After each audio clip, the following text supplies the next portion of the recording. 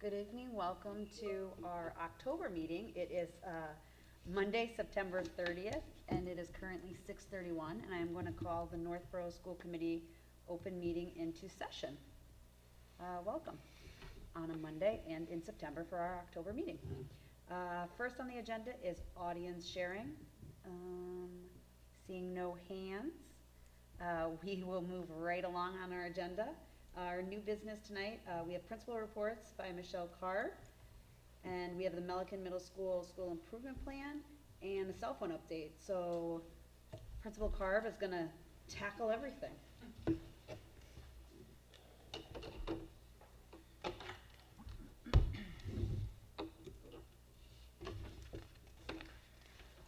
So for the principal reports, the Northborough Elementary Schools are implementing Second Step, a research-based program to build the social emotional learning competencies among students throughout the year.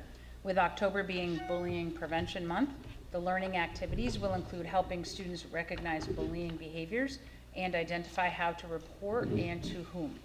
The unit also provides learning experiences that help students build awareness about the role of the bystander and steps to empower the bystander. Lastly, beginning in 4th grade, students learn about cyberbullying and how this type of bullying can be even more harmful than other types of bullying. We also look forward to our Ride and Walk to School Day on October 9th. Each elementary school will provide an opportunity for families, staff, and students to walk together to their individual schools. This was a wonderful chance to promote unity, wellness, and school pride. Once again, our elementary school librarians have initiated the district-wide reading challenge. We are excited to bring back this challenge for the school year. There will be celebrations, events, book giveaways, and other prizes for participation. At Lincoln Street, September was a full month of learning and listening about schoolwork, routines, and expectations. Our annual PTO Polar Bear Pizza Bash was an outdoor success, followed by the annual Applefest Parade. We practiced our school safety protocols last week during our first safety drill. Classroom teachers focused on listening to adults and decision-making skills. Lastly, our morning NEDP students participated in the changing of the flags in our circle of belonging around the front tree. As we prepare for our first school-wide assembly this month, we are kicking off the organization of our kindness crew and cheer squads this week. This month's assembly will connect to the SEL anti-bullying curriculum and promote kindness, unity, and belonging. In the next couple of weeks, we will partner with our school resource officer, Detective Stephen Sullivan, to conduct our safety chats. The second annual LSS Library Book Character Pumpkin Decorating Contest is back by popular demand, and our 4th grade drama production is underway. Lastly, the Callahan Cafe will be open for confections and conversations on October 24th from 6 to 7 p.m. at Lincoln Street. This is an opportunity to promote connectedness, inclusivity, and building relationships. Members of our kindness crew will help supervise younger children during the event. And at Peaslee, we're busy putting the final details together for this year's October 11th Peaslee School Ed Camp. Ed Camp started as a professional development for teachers. Called an unconference, teachers are able to participate in personalized, authentic learning. At Peaslee School, we bring this experience to our students so they have the same chance to select learning opportunities that are unique and individualized. How it works. On the afternoon of Friday, October 11th, the upper wing students, our students in grades 3 through 5, will attend 2 40-minute sessions led by either Peaslee staff, parents, or community volunteers. Students will select offered sessions that interest them. In the past, sessions have included science experiments, gardening, yoga, language, technology, music, and so many more. All 31 volunteer teachers, parents, and community members are expected to pass a Cori check. Thank you to Peaslee teachers, Andy Dene and Colleen Griffin, for their outstanding leadership for this magical event. And at Z School, this past Thursday, we held our back-to-school picnic. Even though the weather was pretty wet, we were able to have a wonderful time as a community inside. We had pizza from Northborough House, yard games for the kids to play, and a scavenger hunt. The ZPTO will be holding its annual fun run on Friday, October 11th. Students and families are raising money that will help fund field trips, enrichment opportunities, and classroom gifts and grants throughout the year. The goal is to raise $10,000. Students will have a fun spirit week leading up to the fun run. And at Proctor School, September flew by. We kicked off the month by welcoming Superintendent Martineau and Assistant Superintendent Reinhorn for a residency, which provided an opportunity for students to interact with district leadership. Our open house on the 15th was a fun event, with students guiding their families through their classrooms and sharing anecdotes about their daily experiences. Many of our fifth grade families participated in band rental night, and the Proctor fifth grade band is off to a strong start. Our Tech Tuesday classes with Mrs. Perrin have been going well and are equipping students in grades K through 4 with digital literacy skills.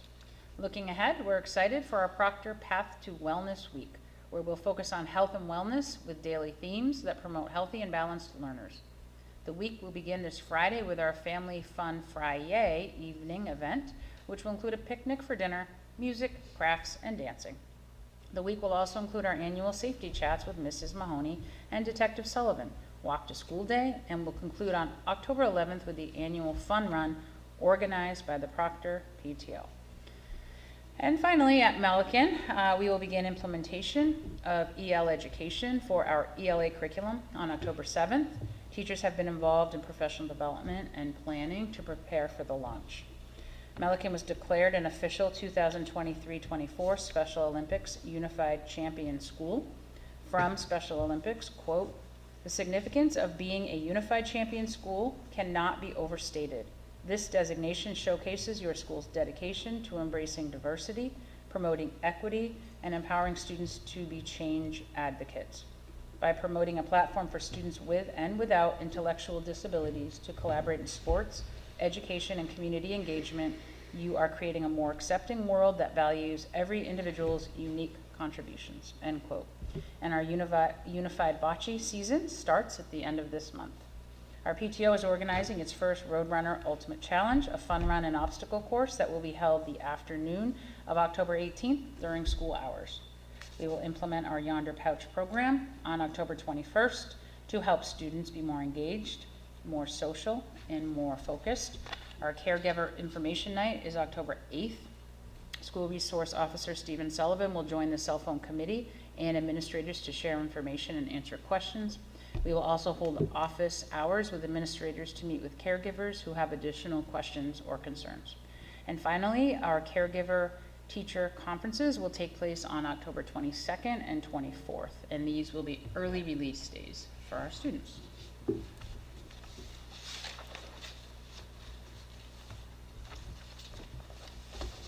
Thank you very much for presenting all the report. You can move on if you want. Great.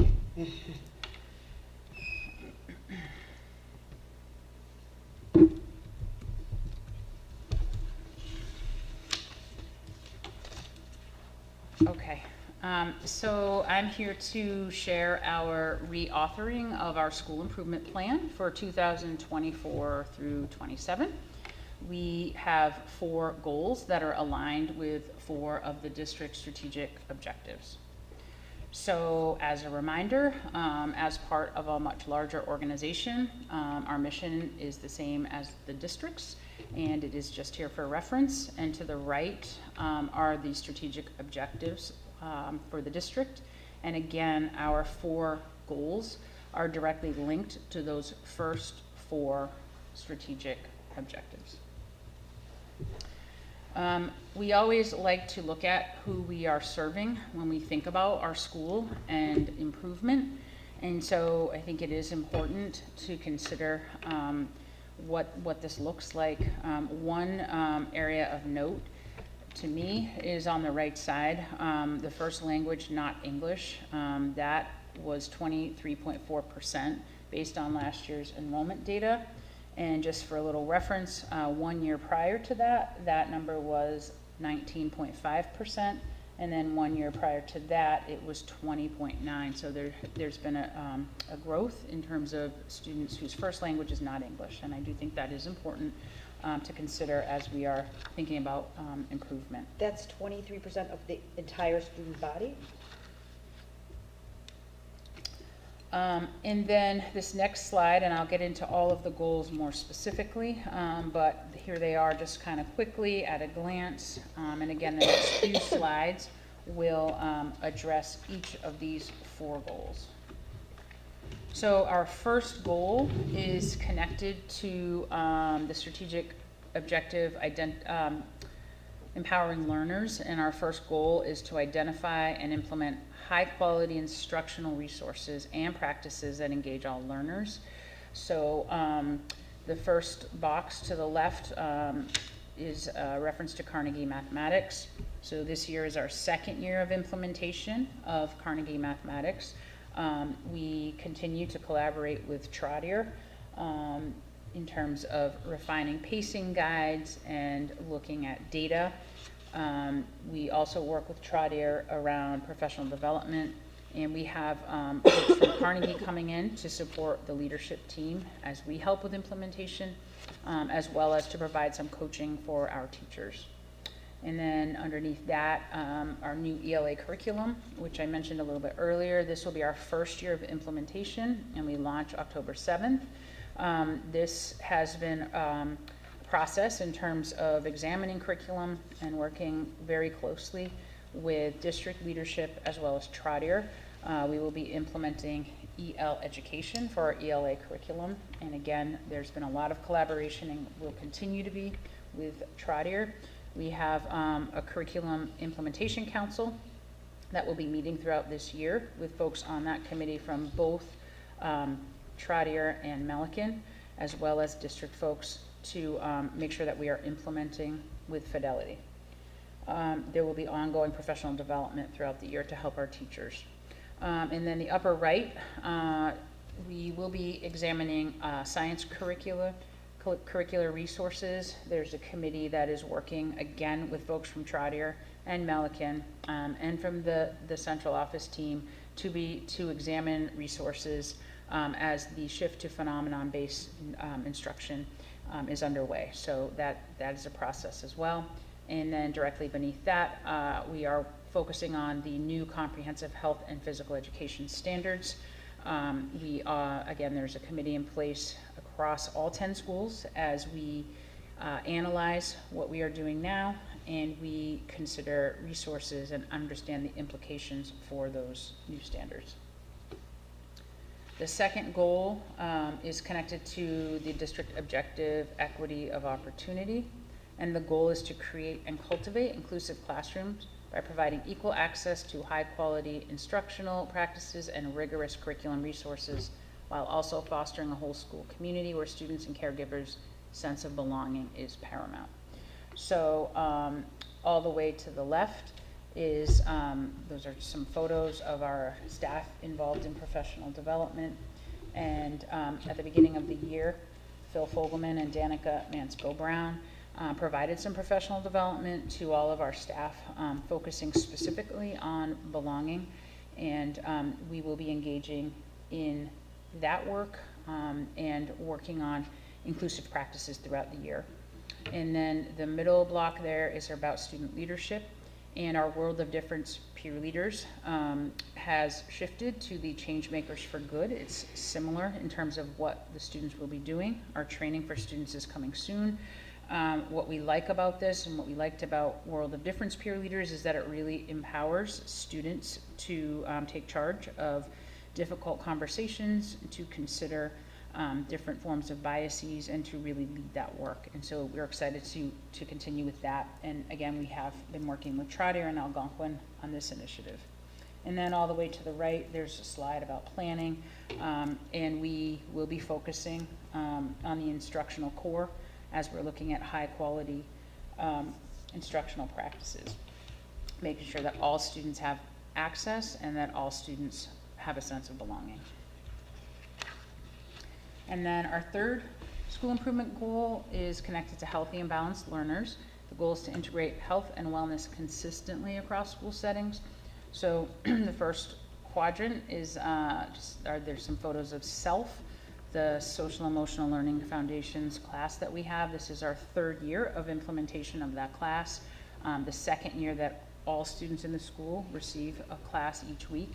And this is our 2nd year of implementing the 2nd step curriculum. And I've been in a bit this year, and they've been doing some work on career exploration, which has been really nice to see, and the kids are excited to engage in that. Below that, there's a reference to the Metro West Adolescent Health Survey, and I know that I did present some of the data to the committee in June.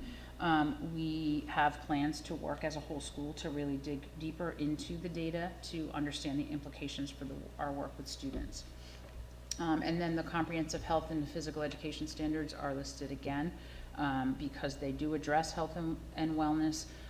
So our teachers internally, so our health teacher, our self teacher, and our phys ed teachers are working together to really understand those standards, as we also work with a larger district to understand the implications for our work. And then finally, physical brain breaks. We recognize the need for students to move, and we have a brain break that is scheduled when kids finish eating lunch, where they can go outside, weather permitting, for between 7 and 9 minutes, depending on how long it takes them to eat. But we are also intentionally integrating other breaks throughout the day, so teachers are taking students outside if they have time for a break, or sometimes to do some of their learning, and just really trying to get the kids up and moving, because we know it's critical for them. And then finally, our last goal, which is connected to educator learning and leadership. This goal is to develop and implement practices for engaging educators in learning communities, to examine data as a means for improving teaching and learning, and for building skills and knowledge to support high quality instructional practices that are culturally responsive, linguistically sustaining, and student-centered. So first, there's a reference to the Analytic View platform. Several smaller groups of staff last year were trained on the platform and did begin sort of learning how to navigate and what kind of data is in there. This year, the entire staff had a training on the platform, and we have plans for curriculum groups to begin using it more regularly, our counselors to begin using it, and just really seeing it as a tool for, again, improving the experience for all students. In the center, there's a reference to student connections, culture, and student behavior. And this year we are really focused on really working to help all students and families feel like they belong. And members of the district leadership team and the building leaders are reading the book Belonging by Jeffrey Cohen, and we are reading parts of that with our staff as well. The book Culturize we gave to all staff in the building, and we started the year with some work from that book. And then The Power of the Adolescent Brain, which is interesting, and there's been a lot of new research done on the adolescent brain. And so we are trying to work with our staff on really understanding the students that we serve, the families that we serve, and how to make sure they all feel connected and like they belong. And monthly PLC meetings after school Mondays, and we just had our first one today. We are having teachers help us plan and lead discussions that are connected to some of these resources as well as others, so that they feel like they have a voice in that and have some choices. And then finally, using innovative initiatives for student success. 2 initiatives this year, which are really staff-led and came about from some passionate staff members. One is the Yonder Pouch, which I'm going to talk a little bit more about in a little while. And the second is Smart Pass. So the Yonder Pouch is to help our students have a personal, device-free school experience during the day. And the Smart Pass is an electronic pass system that helps students with time management, and also helps us be able to look at data to see when students are not in class and maybe understand what they need from us. And finally, there are just some photos from the year.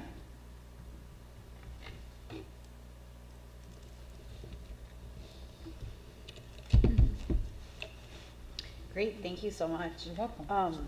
Yeah, I think one of my daughters mentioned something about Smart Pass, and I was like, I have no idea what you're talking about. I was surprised, because I usually get, I know ahead of them what they're doing and talking. I was like, I have no idea what you're talking about. but it's like a digital thing, like and they have to like check in, right? They have to check in when they go places and things like that. So instead of having like a traditional paper pass, the way it is let's say a student needs the bathroom. The student, when he or she or they have a chance, will log in and it will like request a pass. Yeah. And then they will kind of let their teacher know, and their teacher will go in and approve it. Yeah. And then they go. And there's a time on it. It's like 5 minutes for the bathroom, but we realize that some kids are going to take a little bit longer. Well, that's what my daughter was anxious about. She's like, they told me I only had 3 minutes and 35 seconds to go to the bathroom, and I just don't think I could do it. I was just like, okay. I was like, I don't know what you're talking We're about. very I'll figure it flexible. out. It's just to kind of help them with the with the time. Yeah. They're doing really well with it, actually. Yeah. I just had a question about the standards in PE. You mentioned it in 1 and 3 for the goals.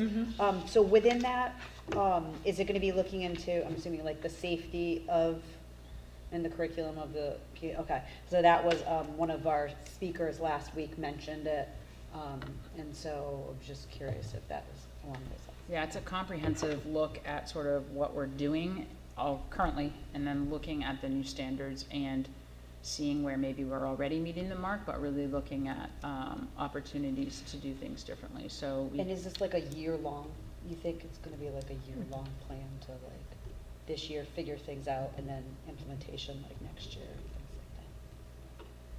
like that? Joan?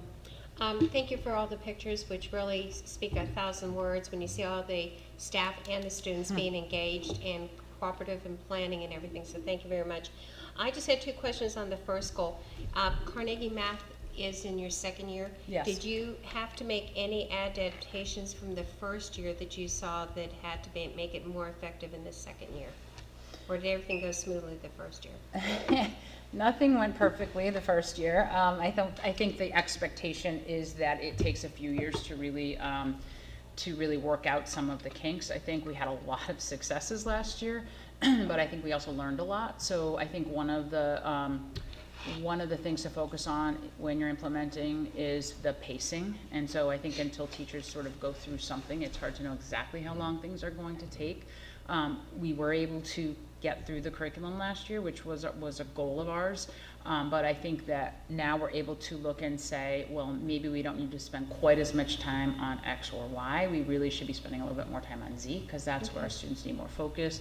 I think additionally, we are working with Carnegie to sort of help us think about other ways to utilize some of the resources. There's a lot of resources that Carnegie has, so really understanding what's there and really how we can utilize them best for the students in front of us, for all students. So we have work to do. We feel like last year was a success, and we're excited that this year's going to be even more successful. And now that all the teachers have gone through it, I think, again, partnering with Trotter has been beneficial for all of us. That, to me, has been one of the most exciting things about it. It's just kind of watching the teachers work together and learn from one another across the towns. And that was another thing I liked, was hearing about, in all the curriculum areas, about the connection between us and Trotter, because all those students will eventually be up in Algonquin. Right. So that's wonderful, and collaboration. The last question was, the new EL curriculum, is there a name to that program? It's Did I miss it? Called EL. EL education. Just EL education, okay. Is it by a, like, Houghton Mifflin or any of those? They're their own publisher. They're their own publisher. Yeah. Okay. It formerly stood for Expeditionary Learning, and there were Expeditionary Learning schools, and then there was a point in the trajectory of, there still are EL schools, but there was a point in the trajectory of the organization where they were sort of reorganizing and became EL standing for nothing. Okay. Well, I have my It's like homework. Kentucky Fried Chicken, Yeah. you know, now it's just KFC. Right. Well, last year my education. It's just KFC, it's just Last year, EL. my education was on wit and wisdom, so I can see what my homework is tonight, is to see what this is. Learn So, about EL. thank you very I much. recommend reading the texts that are connected to the modules. I'm working my way through all of them, and Yes, they're Michelle's good. been doing a They're lot engaging. of I've been young coming. adult reading, yeah. They are. Thank you very much. You're welcome. Michelle, for your goal about integrating health and wellness across the schools, so as we talk about our budget, we've been talking about the need, at least in the near future, for more health educators. So can you just speak about sort of the overall plan and where you would see additional health needs in terms of teaching, and then where that may sort of fit into the overall schedule as well? Sure. So I can sort of talk about what we have now and sort of what we've been sort of thinking about. So currently we have one health teacher. So all students in our building have a health class once a week. We also have our counselor who teaches the self class, and each student has that once a week. So in looking at the new standards, and I've done quite a bit of work with them, we have those two different classes that really address a lot of what's in there in terms of social emotional learning and health and wellness. Not that we're all the way there, but I feel good that we have those two positions already. And then the students get phys ed twice a week. So they have 4 periods a week of health, wellness. So I think right now we are in good shape, but I think until we go through the review process that the district is engaging in now and that all the schools are engaging in, it's a little bit hard to, it's premature, I think, to make a comment about, like, do we need to shift something? I'm just not sure. I think right now we're okay, but I think that the committee work will yield some results, and we'll have to take it from there. That'll be helpful as we try to figure out, you know, when in our process Right. we may, you know, choose to onboard another health Right. teacher. And I think Malkin is unique in that it does have a excuse me, health educator, but at the Elementary schools, they don't have it we at their don't. level. So I think the Just the focus, nurses in the building. focus will be, you know, the curriculum review process, and then looking at, again, what are additional resources, whether it's curriculum resources or people, to make sure that we're meeting the expectations. Thank you. Thanks. Really quick, I'm glad to hear about the health and wellness review. That sounds great, and I know that was a concern. And the other thing I was glad to hear is the brain breaks. When I first got the email about the brain break being right after lunch, I was kind of like, it's not really when you need a brain break, is it? Maybe the schedule. And I know scheduling is really a challenge, especially when you get students moving different courses. But I'm really glad to hear you're looking at other times of the day too, so they can get small breaks, even, you know, like I said, 7 minutes, 9 minutes, so they can just tune out for a little bit. Yeah. That's a great idea. I think that will really help them stay focused throughout the day. I know around 2:33 I need 15 minutes of a cup of coffee. A little and bit not- more than a brain break. Right? Yeah, I know. Yeah. I'm good, Lauren, and All looking right. at my notes. All right. Thank you so much. We appreciate it. Great job. Very exciting stuff. And we look forward to good things to come. Cell phone update.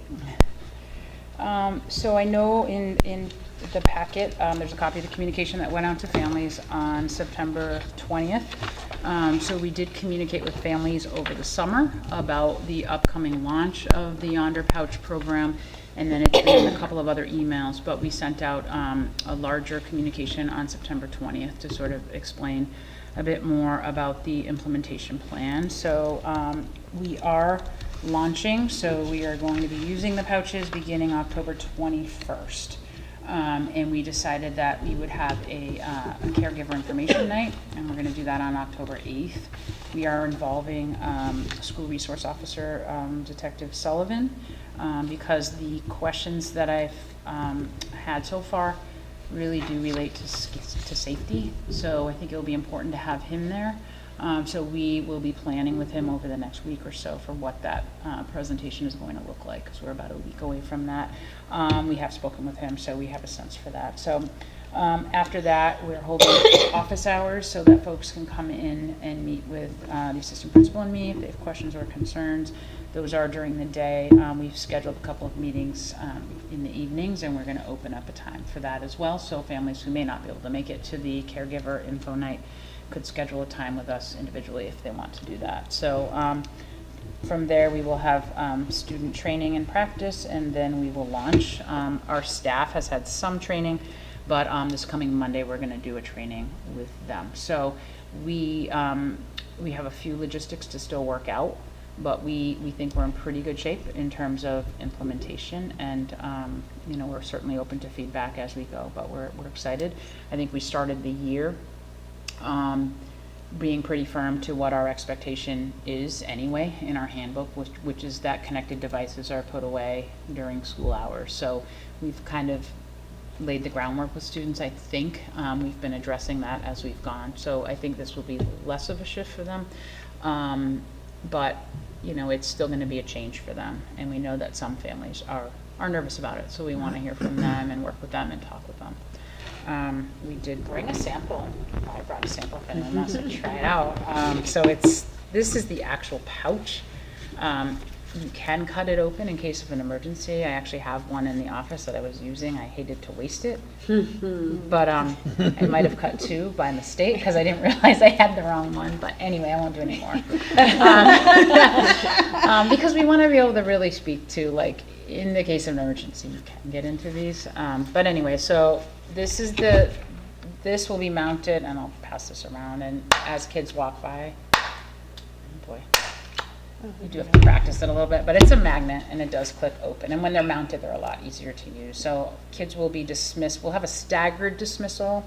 There'll be 10 of these mounted around where kids exit the building. We'll stagger the dismissal so kids can quickly undo, leave the pouch, and go. Students will be able to open these when we dismiss at 2:10, even if they're after school for activities and things like that. So So they're gonna be all mounted around the exits and doors like that? correct. Is there one mounted outside of the building for those kids who get home, realize, oh, I never unlocked my phone, and now mom's bringing you back for the nighttime, and nobody's in the building, and I can't get my phone out, and they're going to practice, and so. We're talking about that. Yeah. The schools that we've spoken to, a couple of them have an outside mount. Most of them do not, and they said very few kids forget them because they Yeah, just they want want to it get into open. them. Yeah. So we're trying to think about what makes sense. We haven't come to a final decision on that. Our building is open until after 9 at night, so people could come back in and the custodians could let them in to do it if we don't have one outside.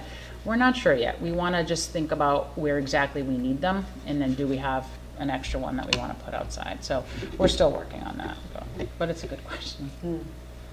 It actually is easy to use there, see, but I just, when it's mounted, it's a lot. You just kind of fit it and it pops right open. So would you like me to bring it down so you can try it out? And are there gonna be, pass it around, just pass it around. Are there gonna be,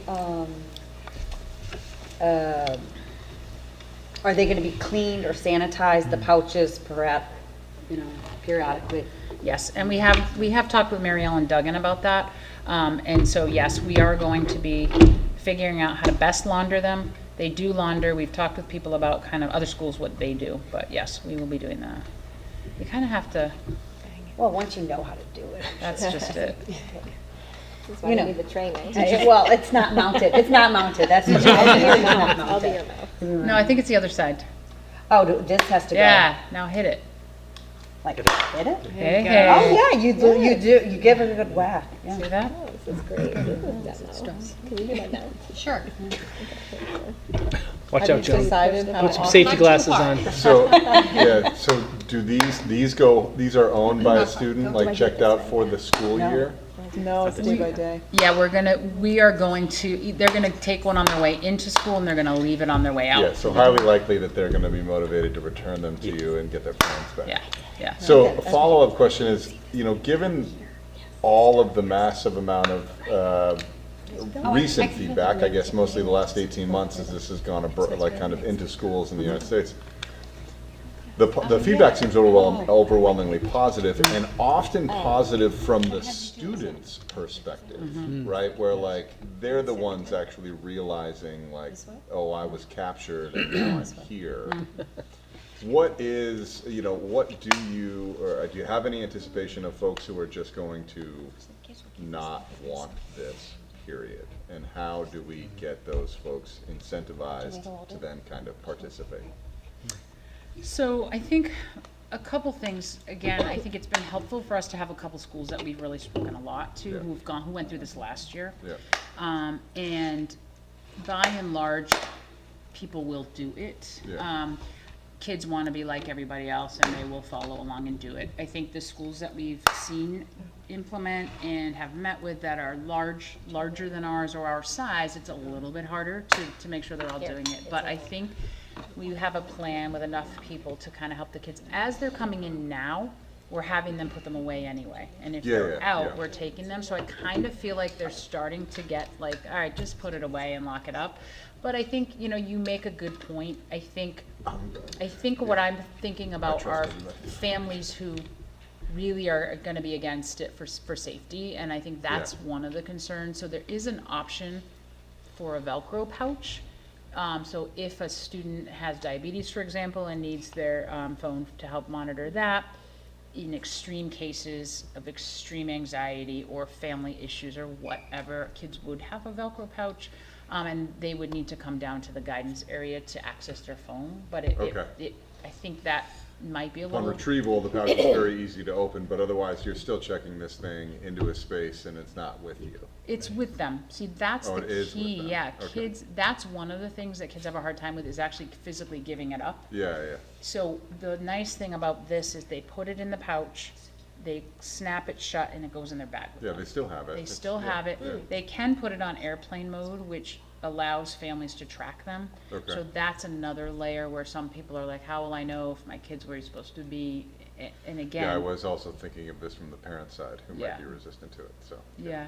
I think we're gonna try to work with them individually and hopefully get them on board. And you've got several ways for these parents to get immediately in touch with their children, Yep. regardless, yeah, And that's where I think Stephen Sullivan will be important to Yeah. talk about yeah. in a crisis. The efficacy how of useful our communication are efficacy these without cell phones. Yeah. Correct. The other piece is really focusing on, you know, safety, but also emotional safety. Yeah, Yeah. That having cell phones in school does present totally. a risk in terms of students' well-being and emotional safety being at school. And I think we do understand that middle school's not elementary school, right? They are becoming more independent. They have plans after school, and sometimes they don't make those plans until the last. We understand all of that, and so I think that's why we're trying to say it's 6.5 hours. That's it. You It's know, we're balancing, just yeah, yeah, asking yeah. when you come in that it is locked up. At 2:10 when we dismiss, you can have it, even if you're after school. So I think we're just trying to hold those 6.5 hours sacred so we can help them the best way that we can. I have a question. Sure. Because let's say you have a fire drill and you have a practice, what are you telling the students to do? You don't want them to be standing there and trying to unlock it or something. So what is going to be the practice if there's a fire drill or they have to evacuate the building? So if there's a fire drill, we wouldn't want them getting into them. If there's an actual event, what Detective Sullivan has said and what the research shows is actually kids on their phones is not helpful. It's not helpful at all because we want kids actually listening to the adults. If kids text families, for example, and there's an incident and people start flooding the school parking lot, then police and fire can't get in. So it actually can do more harm than good. And so that's, I think, what we want to remind them about. We also understand that the uncertainty in a situation is awful. And again, they can be cut open. So we wouldn't expect that they were all, you know, trying to unlock these. If we were in the middle of a real crisis and things had sort of settled down, they would be able to get into them. So if you had a fire drill, you had a fire, any kind of thing, you have to go out and they're out there for extended time. Yep. And the fire chief, police say, we can't have the kids come, they're gonna be, you know, dismissed from outside. You would have the scissors and you could just cut those and do that. Okay. Yeah, and if it wasn't like an imminent threat and we just had to get them out of there, they do have portable ones of these. Okay. So we need to get a couple of those I was gonna because, say, I didn't know if those could be portable. I mean, I guess, but I think they make lighter weight ones that for some I reason. mean, I was just playing around with it, and it looks like it's the same idea of like a clothing store. Yeah, that's what like it a is. magnet, like, Yeah. it's the same thing, like the little names. That's exactly what it is, So, yeah. I mean, you could probably bring the pouch to, TJ you know, Maxx. TJ Maxx, and maybe they could. Then we have a line up there at TJ Maxx trying to, you know, Teacher discount. yeah, right. Did we get a grant for this? Yes. We did. All right. Thank you. Thank you. Very good. Thank you so much for coming this evening. You're very welcome. Appreciate it. Have a good Keep evening. us updated. Thanks on for it. having me. I will. Thank you. Joan, you can come help us launch if you want Okay. on October 21st. Oh, I was gonna try to come October 8th Oh, sure. Yeah. to be educated on I this. would love it. The more the merrier. Thank you. Don't ask me to everybody. come to a school, I'll be right there. Good night, Michelle. Want me to leave this? Moving on the agenda, we have legislative update. No updates this evening. Alright, and we have the report of resolution to the committee. Sure, so on November 6th, 7th, and 8th, the Mass Association of School Committees and Mass Association of School Superintendents is holding its annual conference. I think a few of us are going. And part of the conference is voting on the resolutions. So this year there are 10 resolutions that it's asking MASC members to weigh in on. I did summarize those in your packet and highlighted the ones that I think are worth, that have some merit and some impact to our work in the community of Northborough. Alright. So the committee will need to vote a voting member of the delegation. Yeah, and that's the next thing on the agenda.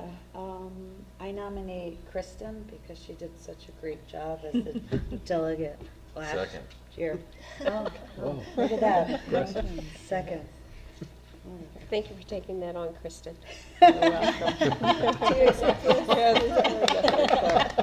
Well, this year's there are only 10. Last year, I How think long was there it were last more. year? It was really long, right? She left. She left? Oh, left. yeah, but then they And then they closed it called like 20 minutes later. They They were told- like, they They disbanded. just said only got motion to like number adjourn. 4 of Yeah, they tabled 10. most or of it. Yeah. something, yeah. It was going on so long that eventually someone was just Yeah. like, motion to adjourn, and then people And they had left, to yeah, like, yeah, you know, because roll.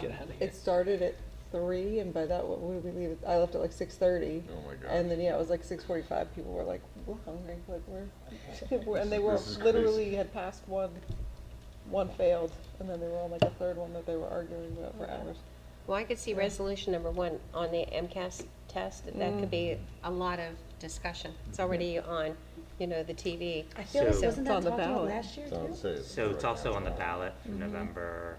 Which will be 2 Fifth. days Which, so before maybe this, it'll or be, 3 days maybe it'll be before. So done already with, and be then, voted Yeah. potentially by. Oh, okay. Right, yeah, so maybe it'll be voted and done, and then and everyone will be Keep it- like, yeah. that'll just Okay. move through. Isn't it slightly different, though? Isn't the ballot measure? Alternative to, yeah. Yeah. Yeah, it's a little bit different, and I appreciate the summaries too, Greg. I read the booklet when it came in the mail the other day. Mm. yeah, the resolution number 1 is, okay, if You're this right. passes, then what's our next Yeah. step? Yeah. Yeah. More inclusive evaluation system. Do we need a formal vote? Or is this Kristen's? I think, I think sounds usually, like there's no other takers, so I think you're good. I think usually if we have any strong opinions either way, we can just let Kristen know our thoughts. Yeah. Yeah. Oh, On for how the to vote? resolutions? Okay. Yeah.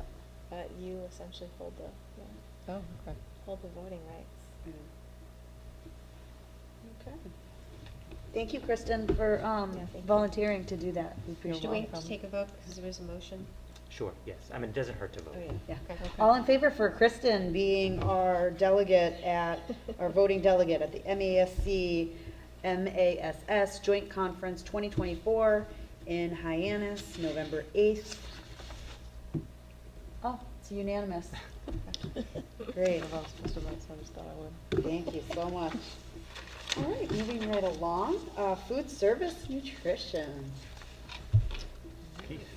Yes, we get some cooperation, looks like it's going, oh, there we go, bingo, okay.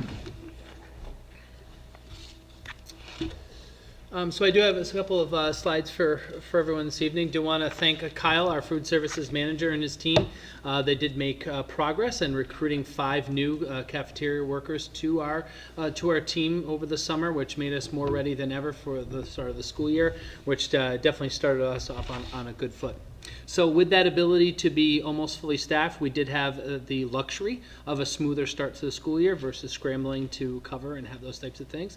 And Kyle has been able to incorporate more new menu items featuring locally sourced fruits and vegetables and some of the things that we're seeing across the district, with certainly a commitment to offering more healthy options for our students.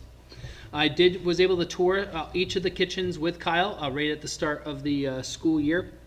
and got to see and sample some of the foods that were being offered. You can definitely feel the passion and commitment. So over the next couple of slides, I did want to feature some of the items that are being made available for not only Milliken students, but for the elementary schools as well.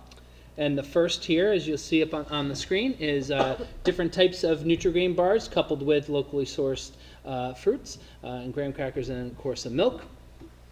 The second slide here is kind of our parfait option of a yogurt, granola, and fresh fruit to complement that, and we're able to add variety as the week goes by.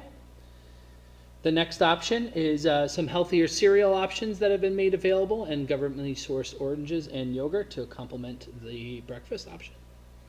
And probably the top of the list, and this was a new product that we have experimented with and actually off to a good start, is a smoothie, which really has been able to, has really blossomed and has had a lot of different flavor options for Kyle and the team, and this is complemented with a plum and some graham crackers to round it off, and of course milk as well. And so as you can see from the work that Kyle and the team have been doing, really trying to bolster it, round things out and make it available.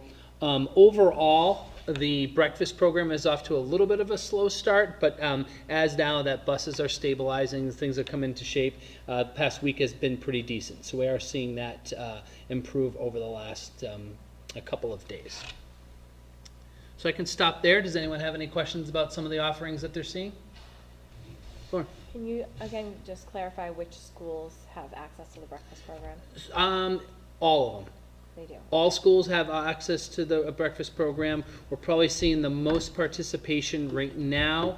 I believe it's at Proctor and Milliken currently, and then Kyle's going to be connecting with principals about how to get more access for the kids in the other buildings. Okay.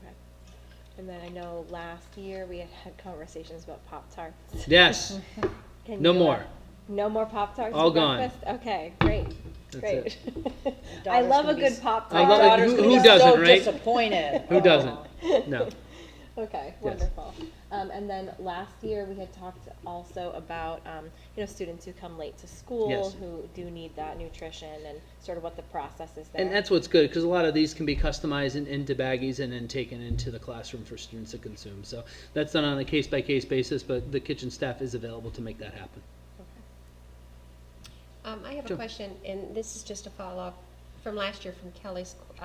Her daughter was, I believe, coming early The early for music. program. So, and I think Kelly brought up the issue that when they were done with music, the serving of the breakfast was done. Has there been an adaptation for that? Yeah, for those students? immediately after that, we were able to connect the dots, and then the kitchen staff was able to connect with the different before-school providers and make an adjustment. Yeah, they did it for a while, but then when It they leaked came back. back towards the end of the school year, do you remember Kristen getting emails saying they will no longer be providing early breakfast for the kids? Plan accordingly. really? So, I wasn't yeah. aware of that. I don't know. What's the percentage of students that take advantage of this? And that's what we're kind of analyzing right now. I would say that I just know the numbers, and the numbers were a little lower than before. So at the elementary schools, it's between like 20 and 40 students per day that take advantage of it, out of a typical school size of around 240 to 270, give or take. And then Milliken varies depending on the options that are available. But I would see, we were up to over 100 students participating at Milliken, on any given day. Okay, thank you. And then I'm wondering if as the weather changes, Right. I assume students are outside at the beginning of Right. school and then they come in. No, they go inside? Mm-hmm. Okay. Well, See, I Main know Street, they're nothing. outside. Huh? Yeah, not Yeah, all they're schools. outside. Yeah. Okay, so it depends Oh, on the school. the younger schools, The younger the kids, middle, yeah, right. the younger schools, they have 15 minutes, I think, is about 'Cause 15. they may just be 15 wanting to minutes play outside. Depending on, yeah, so And they, then once the colder weather comes, yeah, they say, the middle "Hey, school we're gonna starts go get some inside, breakfast." but, yeah, Right. the Yeah. elementary schools, they have 10, it's about 20 minutes, I think, the school's open for Yeah, outdoor 15 time. to 20. And as the buses are settling in, we're finding that, buses, Peasley today, all buses were on time for breakfast as well. So that's something that we're starting to see as being better opportunities for kids as well in the morning. So I imagine the numbers are going to grow as we can get the word out a little better as well.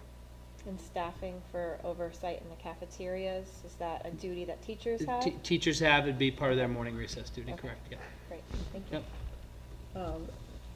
This is like the lunch program, right, where you get reimbursed based on the number of meals that are taken? That's right. Yep. And my other thing is they may just be like, my kids in protesting, like, lack of Pop-Tarts. Like, why am I They being are handed fruit protesting. now? They noticed the change. I was like, yeah, you're right, it Kelly's changed. cheering, your kids are sad. We'll call it the Kelly Gannett factor. Maybe you can use that. Right. There's a tape of it. Owen can I show took you. full responsibility. I was like, yeah, you did. It's fruit now. No more That's right. Pop-Tarts. Yeah. But I think also at Melican, it's so much earlier. Like, my daughter's out the door at 7:10 in the morning Right. versus my other kids who are younger, so they're up at, one of them's up at 6. They're and hungry for their they're not morning going to snack school till time, 8:30. like, yeah. So they're usually gonna eat breakfast at home too, but I love that it is available if they might want a second breakfast after they've eaten at 6:30, or other kids who need it. It's great. And that if we you think have just a that. few short years ago, the only school that offered breakfast was Proctor in 2020. So Yeah. since then, the breakfast option has been made available to all 5 of the Very schools. quickly, And it's wonderful. is it widely known, like that the kids can just go in if they feel like it in the morning, or how is that Yeah, no, communicated it's- with the it- students to? Because I remember at first, like, Mhm. because my kids were at Proctor, but they thought like you had to sign up for it. You Right. know what I mean? Like it was like that type of thing. Right, I think principals did a nice job, especially launching the year with any type of new, hey, make sure you remember that school breakfast, school breakfast is Gotcha. available. And I think that's part of the work that we want to do is, there's a lot of things that have to be established for the start of the school year. So you're starting to see that pivot, so then these things will just become probably a little more available. I think it might be beneficial, Greg, in your superintendent's weekly newsletter to the parents, is have pictures. Yeah. These pictures, these Yeah. photos, put them up there. Right. And, Do just a blurb like Just a- this, just yes. reminder, breakfast is available for students. Right, and I Right. think that would At be. all of our schools, you know. And that's part of the work that we were working with the Is it in food. Southport? Is Southport? Yeah, absolutely. All Yeah, so 10 schools, including yeah. Algonquin, So yeah. it's I'm pretty sure it's mandatory statewide. State now. Yeah, Yeah. if you're participating in the free lunch program, you're Then you participating in the free must- breakfast must program. provide. Yep, must And even provide. on that breakfast program, that first one, I mean, even if a child or parent forgets to pack a snack. Sure. They could take that And- fruit bar. and that's why- then have it at 11 o'clock. if they Right, want. so I mean, even like the idea of a parfait, like when we think of a parfait, it's already kind of put together. Yeah. Some students might not like all 3 parts of a parfait, so this gives you the kind of almost a la carte part of that, and also to keep the granola for snack if you chose Yeah, to.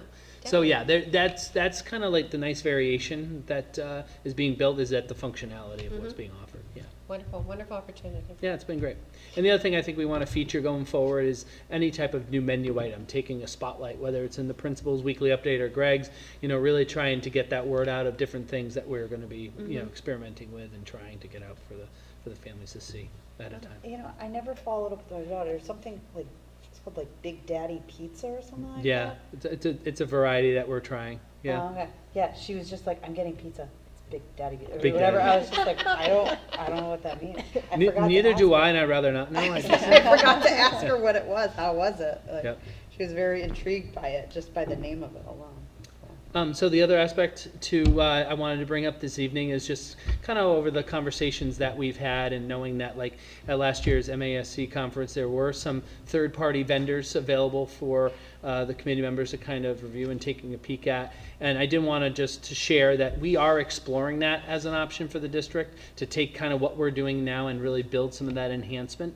So there are different opportunities. We're talking to other districts that have a third party involved to help with some of their work, whether it is improved nutrition, menu options, or just the economy of scale of being able to order more than just a single district's concern. Because we are our own entity in a lot of ways. We do participate in collaboratives to get better pricing, but that could even probably be even improved and enhanced. So we are exploring that. We have talked to a couple of districts that do engage with third-party vendors to help with their food services program, and we'll be reporting back in the near future about what's next.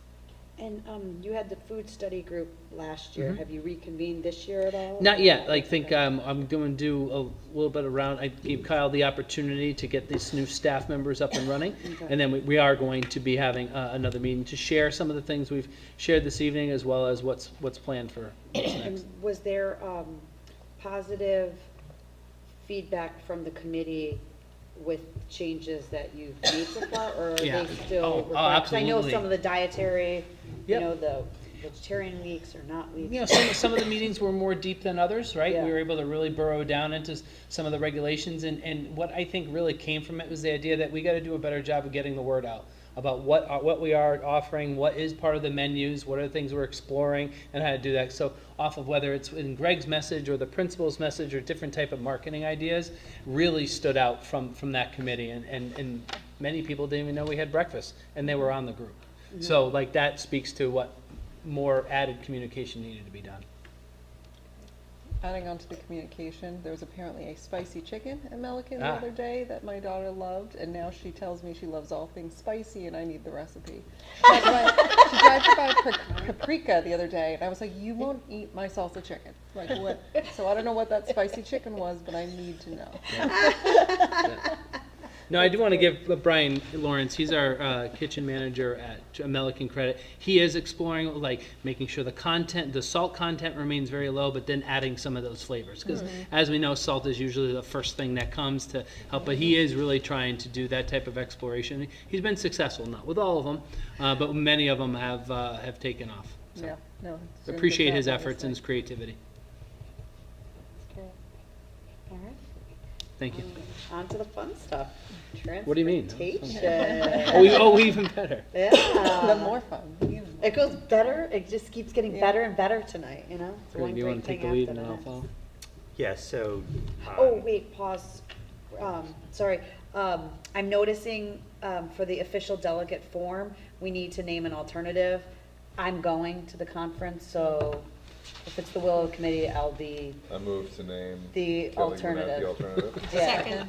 Okay, so moved by Bryce, second, all in favor? All in Yeah. favor? Okay, so, yes, thank you. Yes, so just want to thank Keith and Sheila Hanna for organizing transportation for the launch of the school year. Surprisingly, that it does start actually in the winter the prior year, and a lot of thought goes into making sure that students arrive school safely and have a great experience riding the school bus to school and home. So we just want to thank Keith. We are at the conclusion of a 5-year contract. So we had a 3-year contract with the ability to extend it 1 year over a 2-year period. So we extended it for 1 year after the 3rd year, and we extended it for another year after the 4th year. This year is the conclusion of that contract, and now we need to go out to bid. So Keith and Becky have been working on the specifications, and they'll talk a little bit about some of the thinking around the bid. Yeah, so thank you, Greg. So like Greg mentioned, we are at the conclusion of our contract, and it is time to go out to bid, and we've learned a lot in the last 5 years, especially during the pandemic and coming out of that with the bus driver shortage that we've experienced and continue to experience, and just some of the technology that's available, for the school bus industry, really trying to learn a lot about that. And the other thing I wanted to mention is that we are not alone. We are one of many districts that is going to be going out to bid. Hopefully later this fall into the winter, so we're really in a good position for the start of the 25-26 school year. The bid itself, the document is a long one, and it's pretty detailed with all the things that we want to make sure is in place. One thing I definitely want to mention to the committee is the ability to have clear places where we can instill some penalties for poor performance. This is something that was in place in the prior contract, but we did not move forward with many of those penalties because we were going through the pandemic and recognized that the driver shortage was something that was out of their control. It wasn't just about poor performance. But one of the things we do want to make part of this contract is the management and the making sure that the things that can be controlled on a daily basis are things that we can instill upon them and hold them accountable for. So the accountability has really been a flavor of our work so far, and making sure this document does cross all those T's and dot all those I's. And I wouldn't want to characterize that we didn't go after any penalties, because we did. Yeah, we Becky, did. do you We want to did. talk Yeah, about? we did. Yes.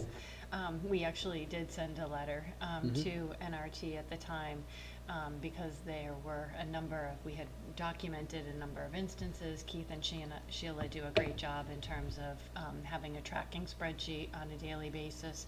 Our contract did also have a provision for a fuel escalation clause. And the fuel rate was set in July of 2020, which, if you remember, gas prices were quite low at the time. So in order to offset that escalation clause, we actually came to an agreement with NRT that we would waive those penalties that we would have been imposing upon them. So there was a benefit in doing that, and the conversations, I know, we've had many conversations with the management at NRT regarding their, I guess, their performance, yes. The other thing that I'll point out, Keith mentioned that there are other districts that are going out for bid. Just within our ABC collaborative group, there are 5 other districts in this area who are going out to bid this year. So there will be, I think, a lot of competition in this area for transportation. Do those 5 all currently have NT? Not all. Not I all. think I know Marlborough, ABC, and Westborough do.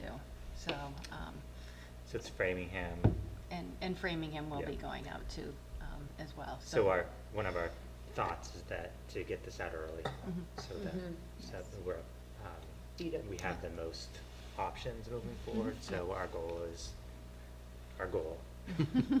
to get this out in the next several weeks, so we can start the process. And then maybe I missed it, but this would be for a 3-year contract? It would. So the option is that it can be a 3-year contract and stay at a 3-year contract, and then you have the ability to extend it a year at a time for no more than 5. So to do what we just did is the maximum that we can do for the next contract that we sign. Okay.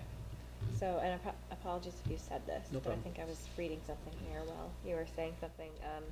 So I know we had talked about exploring other options beyond bidding and potentially taking at least parts of our transportation in-house. Is that a conversation that will continue or is continuing? Yeah, I think it's in continuing in a different, different ways. Taking it all in is a huge endeavor, and being in the business of transportation. I think that's one of the quotes that Greg has used. Isn't necessarily why we want that to be our focus.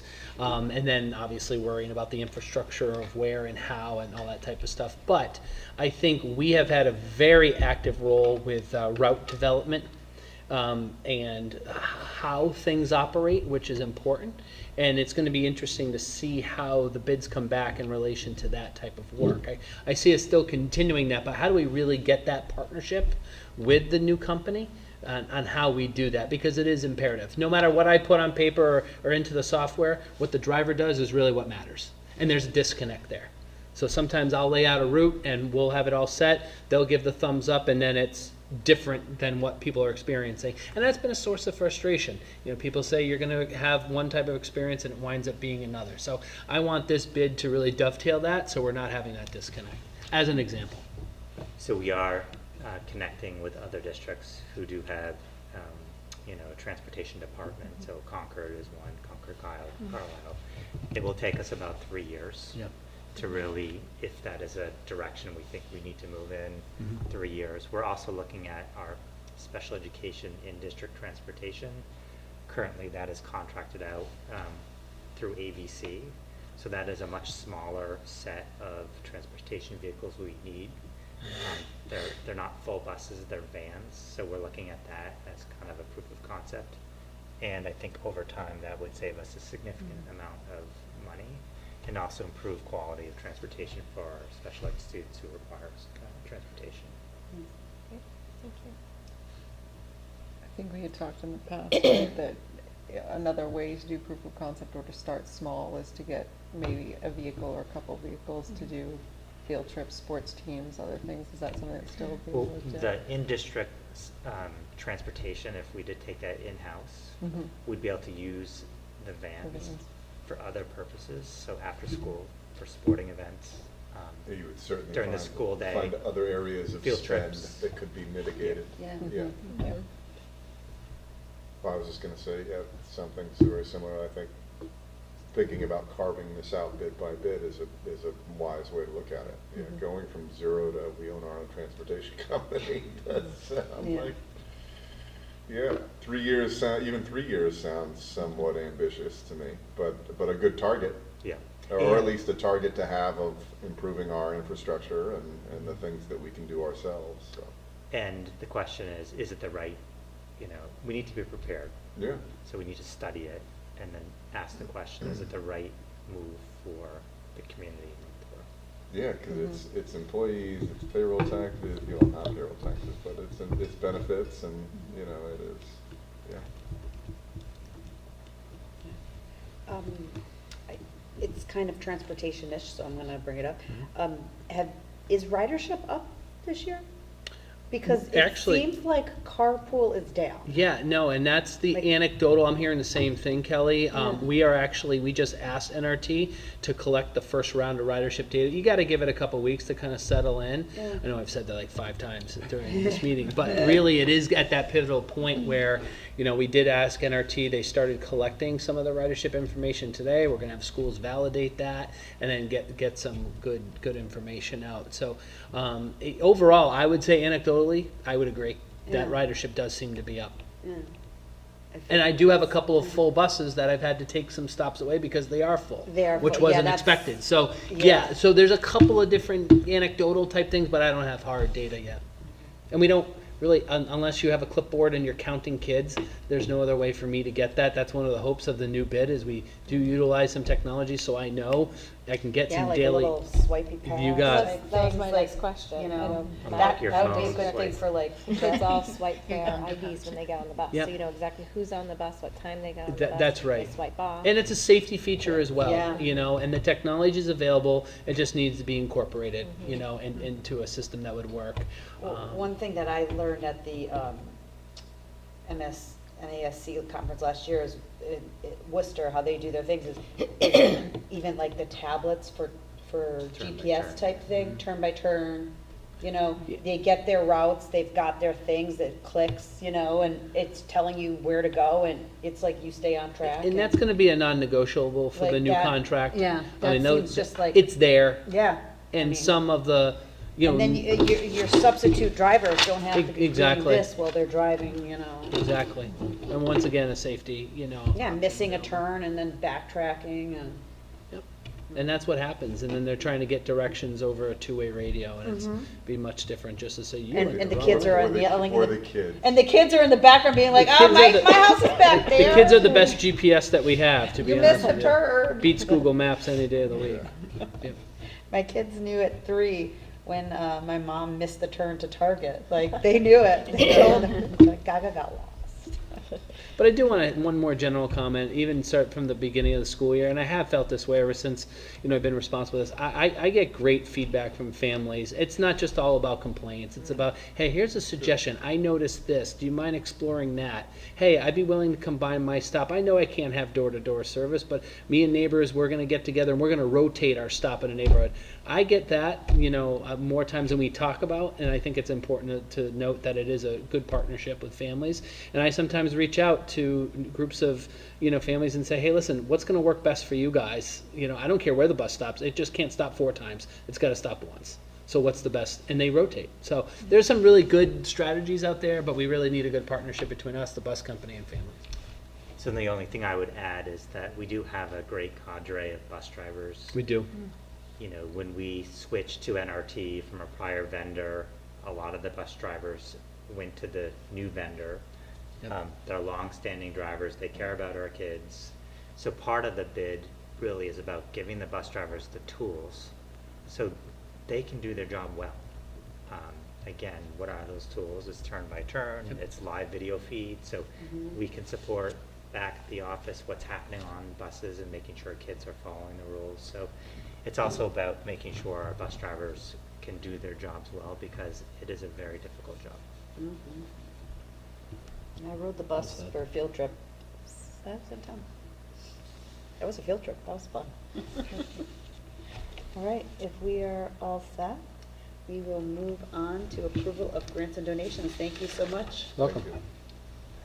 So this evening, we have four grants for approval, and the first two, Dr. Reinhorn will speak to, and then we'll have Becky speak to the last two. So the first one is what was referred to earlier is the CHP, stands for Comprehensive Health and Physical Education. So this is a grant that supports us in having a committee this year that is doing a curriculum and instruction review of our comprehensive health and physical education, which includes SEL, health, and PE, and alignment to the new frameworks. And it will support PD as well as the stipends and all of the work associated with that committee. And as Kelly said, the goal is that by the end of the year, we're making recommendations for where we need to head to have the vertical and horizontal alignment that we're looking for, including the safety precautions. So that's the first one. The second one is elementary math. We have been using ST Math as our digital supplemental math program, and this was a grant that was supporting 4th grade in the use of ST Math, and so it offset the costs in 4th grade specifically. And it was just an opportunity that we took advantage of. It didn't change what we were doing, but was financially helpful. Yeah. And that was actually last year, right? Like that was in, Yes. that the ST end. Math one was Yeah. last year, whereas the comprehensive health is this year. And just to note, the $50,000, so Southborough also received $50,000 as well as the region. So it's $150,000 to have a coordinated effort across our 10 schools. That's great. And of the 50, 25 is designated for professional development, some of which is statewide professional development. So just to understand that it's not, like we get a designated amount of professional development, but there are also statewide events that are happening that are partially funded through all of these grants that were distributed. So if you weren't to go to those, You're missing out on some missing of the out. opportunity, yes. Which is a challenge, but well, I mean, there's only so much time in the school year yeah. that you can attend to things. Okay, and we had some very generous donations to our music program here in Northborough. The first was for a Yamaha flute here at Lincoln Street, and the approximate value of that is $500. And then Melican was also the recipient of some percussion equipment, and that both of those will be used by the music program for families who may need assistance in terms of equipment that they might not be able to purchase on their own. And the percussion equipment is valued at approximately $800, and so we appreciate both of these donations and thank these community members who made the donations. I can make a motion for all of them if you'd like, Kelly. Sounds good. Great. So I move to approve the Stronger Connections Grant, SCG Program FC 0127, Option 2B, CHPE Implementation in the amount of $50,000, as well as the approval of the grant from the Massachusetts Department of Elementary and Secondary Education in the amount of $2,548 to provide the math digital supplement program, as well as the approval of donation of a Yamaha flute with the approximate value of $500 to Lincoln Street School from Kim Whitley, as well as the approval of donation of percussion equipment with the approximate value of $800 to Melican Middle School from Jim Sherwin. Second? Motion by Lauren, seconded by Joan. Any discussion? All in favor? Great. Thank you so much for your hard work in writing grants, reaching out, getting grants for our district. And thank you for the community members for the donations of your equipment. It's every little bit helps us take the next step and do a little more. So thank you so much. Old business, MSBA. Sure, so the Peaslee Building Committee did have its first meeting on September 10th. The meeting was primarily to elect a chair. So that did happen. Eric Paul is the chair. We'll be revoting vice chair and secretary at the next meeting, which is scheduled for October 15th. It's going to be here in person at 7:30. I am pleased to share that Keith submitted the last deliverable for the eligibility phase on the 27th of Friday. So we are in great standing with the deliverables. Eligibility phase ends in December.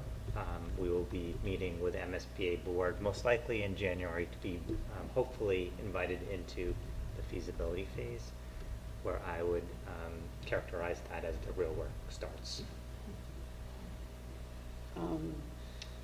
So we're revoting because a non-officio?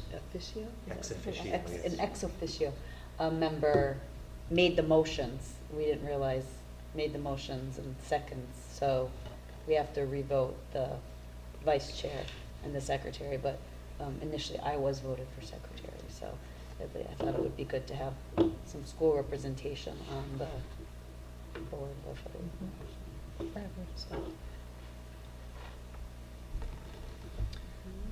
And then the Z roof, school roof project update. So Keith did give a high-level overview at the last meeting. We're still waiting for the MSBA board meeting, which is scheduled for October 30th, to see if we're invited into the accelerated repair program for the Z roof.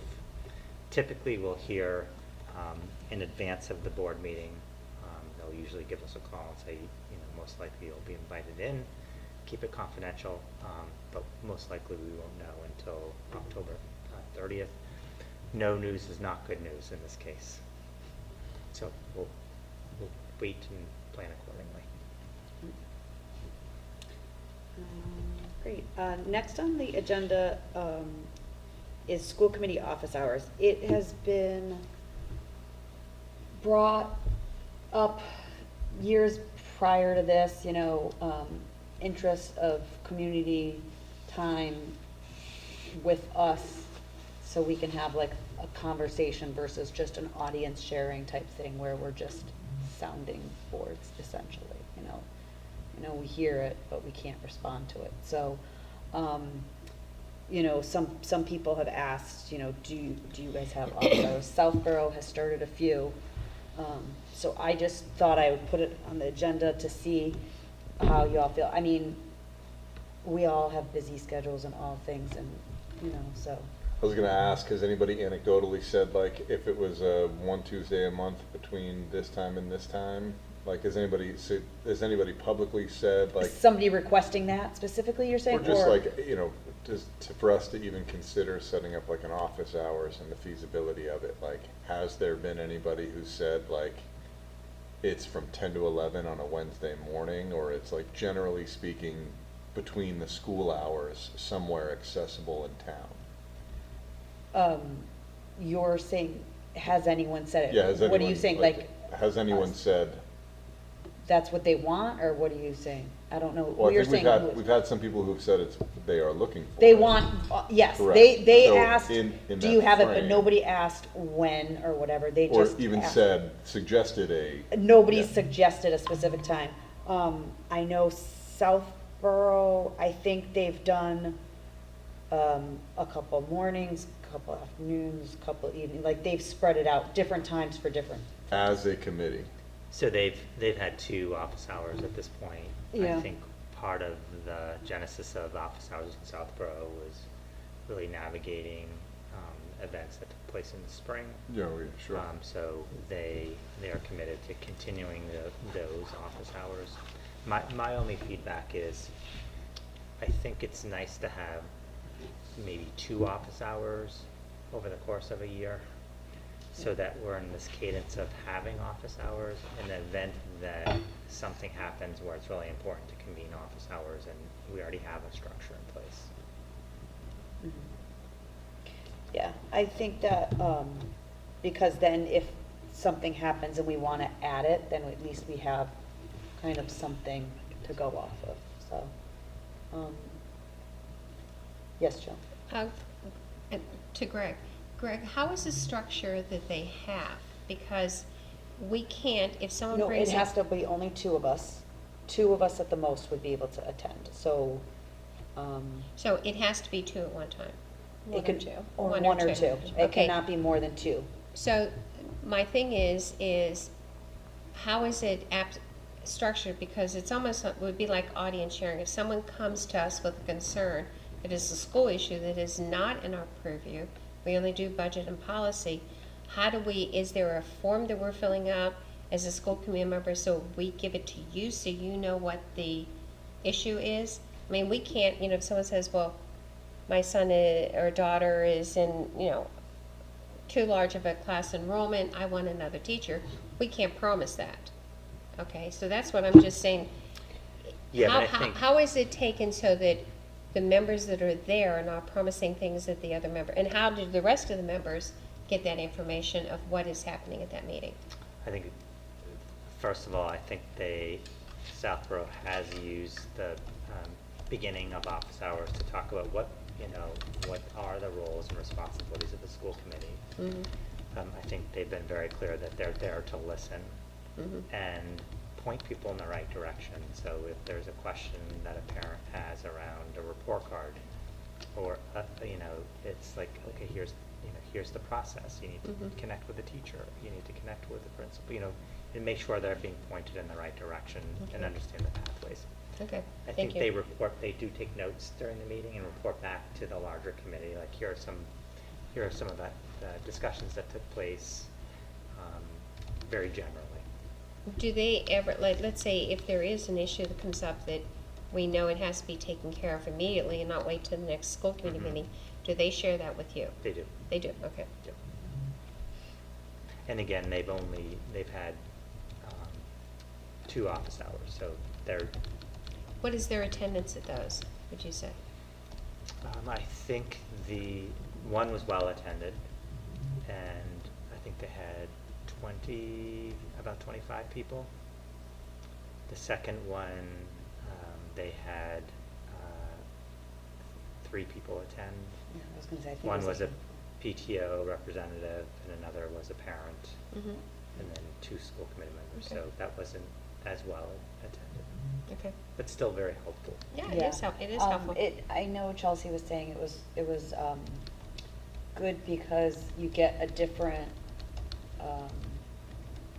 it's not like a person standing up there angry about something and that's, going, they're able to express, it in a different way type thing, so. No, it's another form of communication, and just to be good listeners. Yeah, I think it was helpful, anyone who went to Dr. Bent's session in August.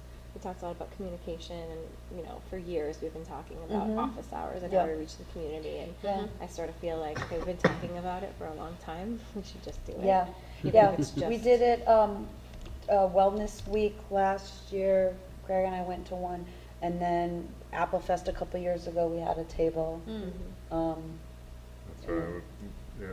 That's what I was gonna say, I think it worked well when it was connected with something else, like. Yeah, kindness I week. mean, But that we was should funny, do we something didn't too. we didn't I get- still, the only question I answered was way are the fireworks? Yeah, we Where's the really- best seat to sit? we To see? didn't- That was we the didn't only act- we thing didn't that. capture a whole lot of Yeah, it was, I mean, we were there, Yeah. but, they asked where should they sit for the fireworks, I'm like, We were just like, oh, they'll be coming They'll from be over there. Okay. yeah. Well, I think if we just pick a day and try and have office hours, you're not gonna get any attendance. I mean, I have office hours 3 times a week for my students, and I can count on one hand the number of times I see someone come through the door. Yeah, So, and it probably will be, I mean, if we set a date and a time for the office hours, if something happens right before it, it'll probably be a very high turnout. And if Yeah. nothing really is going on, which is a good thing sometimes, then it will probably be a low turnout. But at least if we put something on the calendar. Right, well, I think also, it might have been too with the Apple Fest, people were kind of there for other stuff, whereas Yeah. with Kindness Week and Wellness Week, you had your own event. Designated right? Yeah, time this and is thing, designated yep. to see Yeah. these people. One idea would be if you had a option in November, December during the budget process. And it's Yeah. office hours to listen to people's, you know, requests around the budget. You have hot So you have a chocolate with the school committee at the library. Yeah. And it Sure, could that's be, good. you know, it's also, could be virtual, you know, so you should have a lot of options to make it accessible. to a Accessible lot for of different- people. That's good. Yeah, Sure. so I think if we're all on board of maybe doing it, maybe we can kind of look at our calendars, and then at the next meeting, which is to be discussed about when it is gonna be too, that's later on the agenda, maybe we can set a time for November, and then maybe in like April or something. Would this March, be held March, in the March. schools? We can have it wherever, I mean, we could do it at the library, we could, a coffee shop, you know. Really, yeah, really, we could do it wherever, you know. We could do it virtually, as, you know. I'm just throwing out some dates. I think when you get a lot of people, I think even like orientation, when you have 8th grade orientation, though it would be at the high school. You know, that, I mean, you have a good response of people coming in. Then I like the idea like doing the wellness or something like that. And the budget season, I think that'd be really good as we begin. All right, so we can think about some dates, and then we'll analyze that next month, if that sounds good. Okay. All right. Enrollment, superintendent report to the committee, enrollments. Sure, so the enrollment as a report as of September 16th was 1,572, 8 students less than the enrollment that was shared in the September report. So we are on track in terms of what NESDEC projected and what we were anticipating.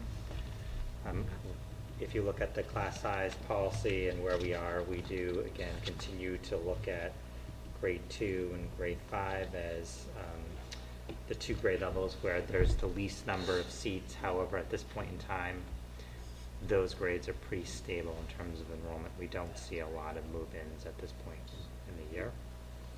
And then we also have, in grade 1, I will point out at the Proctor School, we do have very small class sizes in grade 1. Again, this is the class last year where we had one kindergarten section, and we had an ESP supporting that classroom, and we made a decision not to do that again with second grade, first grade. First grade is an important year in terms of learning. So again, unfortunately, we're not able to distribute that enrollment across the 3 other elementary schools.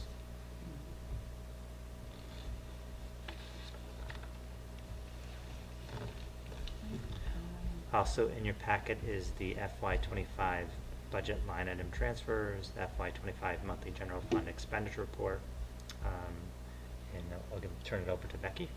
Okay. So last month I presented to the committee for the first time the line item transfers for the FY26, I'm sorry, FY25, what year are we in? FY25 budget. Since that time, we have had 4 additional function codes that have been overexpended. The first is in teacher and staff professional development. You can see that we are $871 over budget, and that was due to some additional expenses related to professional development. We also have health insurance, which is a $250 overage, and that is for a staff member's reimbursement of their co-payments, which is something that is contractual, and we are now reporting it in a different line. Previously, we were always reporting it under teacher salaries. Health services, special education. We did have someone on a leave of absence this year, and this is a specialized individual, and we were unable to find a substitute, so we did need to contract with an agency to provide those services. So this is the cost of that long-term substitute to cover the overage. It is a little bit more expensive than what we would normally see for a substitute, but obviously the services are needed and required. And then finally, we also had rental of land, building, and equipment, and it was $975, and that is for a new copier lease for this upcoming year. So small amounts, but I have identified the places in the FY25 budget where we intend to take those overages. And so I would ask, I don't know, Kelly, if you would prefer me to go into the monthly general fund and then we can do one vote at the same time? Yeah. Okay. So in terms of the FY25 budget, as you can see, this is the first quarter of the fiscal year, and we have expended just about $3.9 million. The majority of that is really with our salaries. And the same with the encumbrances that we have made for the upcoming year. We have just about $24 million in encumbrances, and as I said last month, those are salaries that will continue to be paid out throughout the course of the year. Our budget balance is $1.3 million, or 4.46% of the operational budget. So we are sitting at a good place right now. Actually, in terms of this year, last year we had about $563,000 on the bottom line. So we do have a little bit more on the bottom line. We have gone through and we have really encumbered those known expenses, especially those larger ones that we have planned for the year. I would say the majority of the fact that we have money on the bottom line is due to our special education, our tuition out. If you recall, at last month's meeting, I had indicated that we had done some prepayments of special education tuitions, both at private schools and collaborative schools. And because of that prepayment, that is allowed by Mass General Law. That's why we are seeing about $563,000 accounts for just that savings right there. The other areas where we're seeing some savings are in our instructional tech hardware. We did purchase some devices last spring to get them in our schools so that we could start to inventory those and get those ready to go for this year. And we also purchased our ELA curriculum at Melican, that Michelle was talking about in the spring, so it would give time for Melican to have those textbooks to really start to do the work of the professional development so that they could implement, just as Michelle was talking about. So those three areas really is where you're seeing the majority of the savings on that bottom line. But I would say I'm very pleased at where we are right now with the operational budget. Great. Joe. I'd like to make a motion. Mm-hmm. I'd like to move that we approve the FY25 budget line item transfers, and at the same time, the FY25 monthly general fund expenditure report as of September 30th, 2024 until audited. Second. Motion by Joan, seconded by Bryce. Discussion? All right. All in favor? It is unanimous. Thank you so much.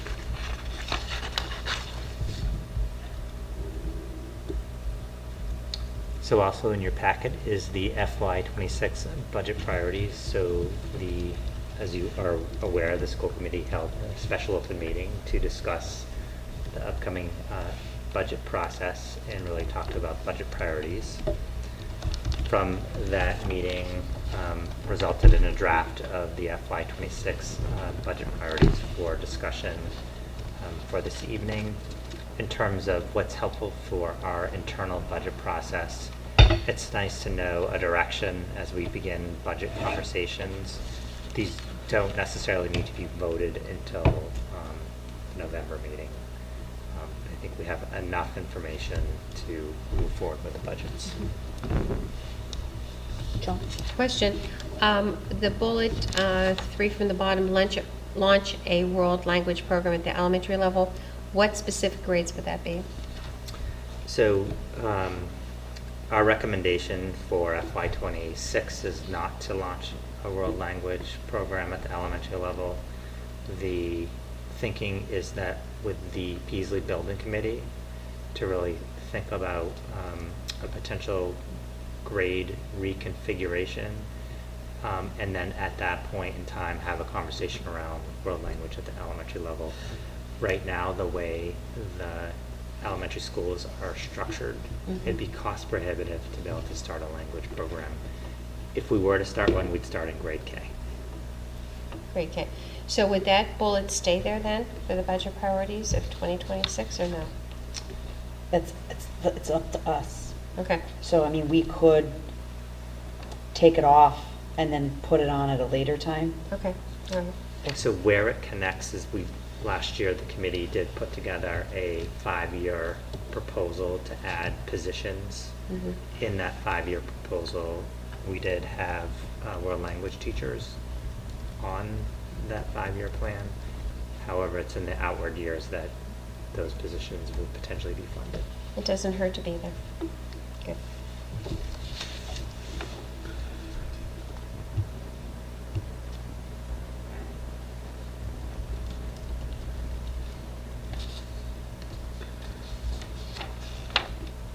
I think my vision for the budget goals would be to be more focused on this year and next year.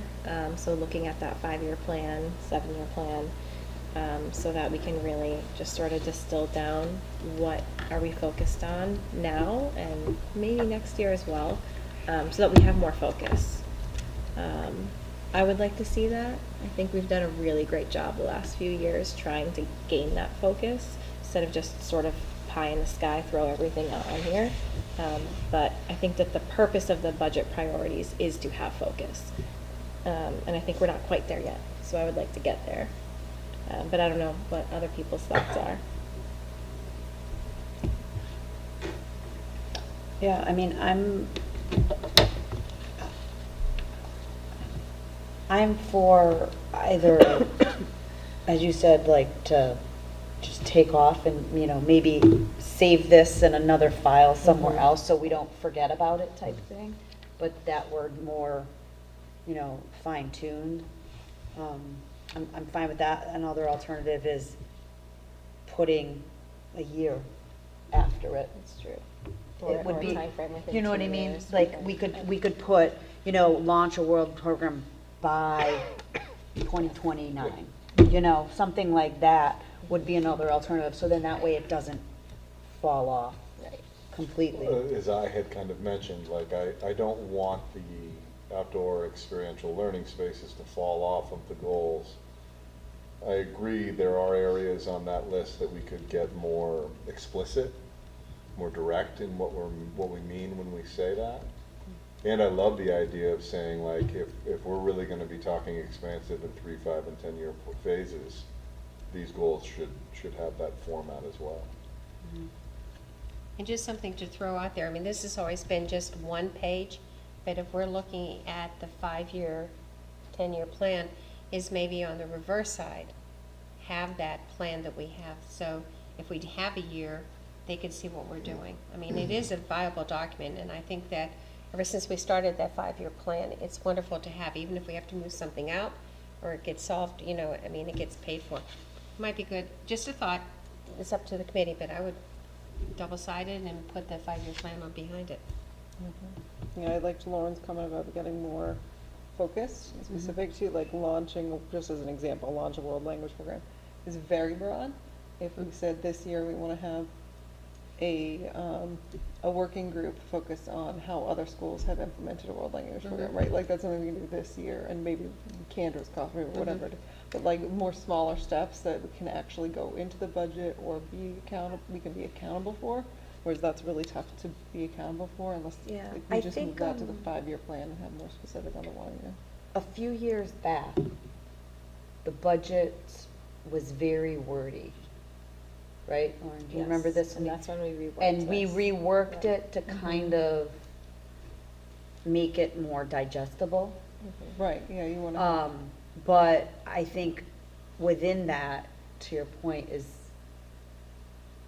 think we just threw still- everything in there still. Yeah, we still have. Even though it yeah. looks much nicer than it used to. Yeah. I think my idea was you know, if we're not planning on launching a world language program at the elementary level, if that's not our priority this year or next year, Then it shouldn't then be I on the don't budget personally think it should priorities. be on our budget priority list, but having that document that, you know, Bryce is referring to and Joan's referring to, Mm-hmm. of, hey, these are priorities, but like in 3 years, in 4 Mm-hmm. years. So keeping that list still alive and maybe able to be referenced, just so that we do have focus, so that when we're actually looking and, you know, you're trying to do your work, you're like, well, does the school committee want a world language program right now? Should Yeah. we be focusing Yeah. on that? Yeah. Or not only for them to know, but for community members to look and see. Right. Because if they just see our budget priorities, but they are not listening to the discussion or anything, all they see is, well, nothing's happening on their list. Right, yeah. They're not understanding that this is a, you know, a long-term type thing. I think, too, if you look at this as, okay, this is next year, FY '26, Mhm. it doesn't preclude the committee from having a longer-term planning priority document. You know, the 5-year plan, that can be referenced, but really having a focus on, okay, next year, what do we want to accomplish? The other work that at the special open meeting was doing a look back over the past 5 years around budget priorities and which ones were accomplished and which ones were not. So there's a tracking now as well. So all of those are tools to be used in the creation of budget priorities, which I do think tell a longer vision of where we hope to be and also help us focus on the upcoming fiscal year. I think the other thing too is by fine tuning it a little bit and pulling off some of the ones that are longer term goals and just having our more immediate goals, it will help tell our story to the town, you know, when we're getting, because the summertime, you know, financial trend meeting, you know, they threw out a number to us, which it you know, was a very low number to accomplish one of our goals, you know, so, but knowing the story of, well, we've had a low transportation cost for 5 years, and now we're gonna be, that tells our story, that's our priority, you know, we need to, you know, have that in the focus, so. One thing that's not on here, I mean, it's kind of, but the maintaining and improving the district's capital assets. And then it, you know, singles out, you know, a few of the things, but, one of the things that came up is, you know, doing more for interior of our buildings, our existing buildings, that we need it, you know, we were saying, like, you know, coat of paint at, you know, Melican, you know, would brighten up things, and, you know, our buildings are clean, like, our custodians take an amazing job of taking care of our buildings for the day-to-day things, but, you know, it's like when you get one thing new in your house, and then everything else starts looking old, and, you know, so, I'm facing that right now with my house. I'm like, okay, I wanna repaint all of my woodwork because of the one wall that's painted. So,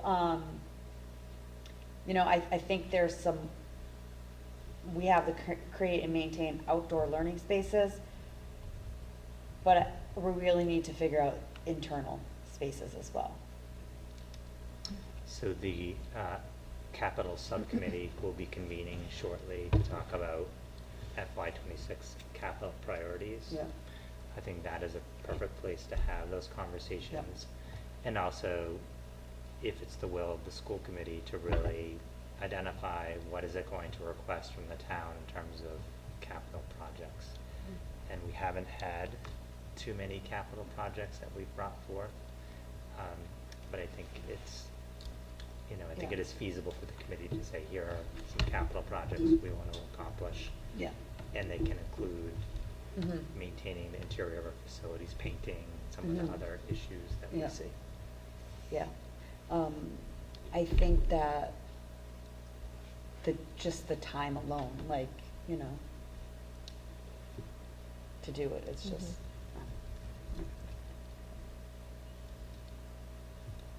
So, Kelly? yeah, Question. Because I was unfortunately not able to make it Friday because I had a lecture, like popped up on my computer, like, no. At 10 a.m. Yeah. But the add school adjustment counselor positions at the elementary level, that's new, correct? That is New. Yep. Could you tell me more about that? Because I'm just not sure what that's. Sure. So right now, at the elementary level, we have full-time school psychologists in every elementary school and behavioral specialists in each school, primarily focused on students who require special education support. We're having some conversations around the impact that an adjustment counselor would have to support students who require additional support in terms of having a counselor, good benefit, and also the proactive approach. So the elementary principals are having conversations around what the impact would be at those positions. So would an adjustment counselor would be someone who might support, let's say, I don't know, like a student who doesn't necessarily have a plan or a need for a psychologist, but needs a little trouble or needs a little help adjusting or relating to other kids or something like that, right? So. Yeah, so it's less acute, but more, just generalized support of our students for whatever need our students are bringing to the table.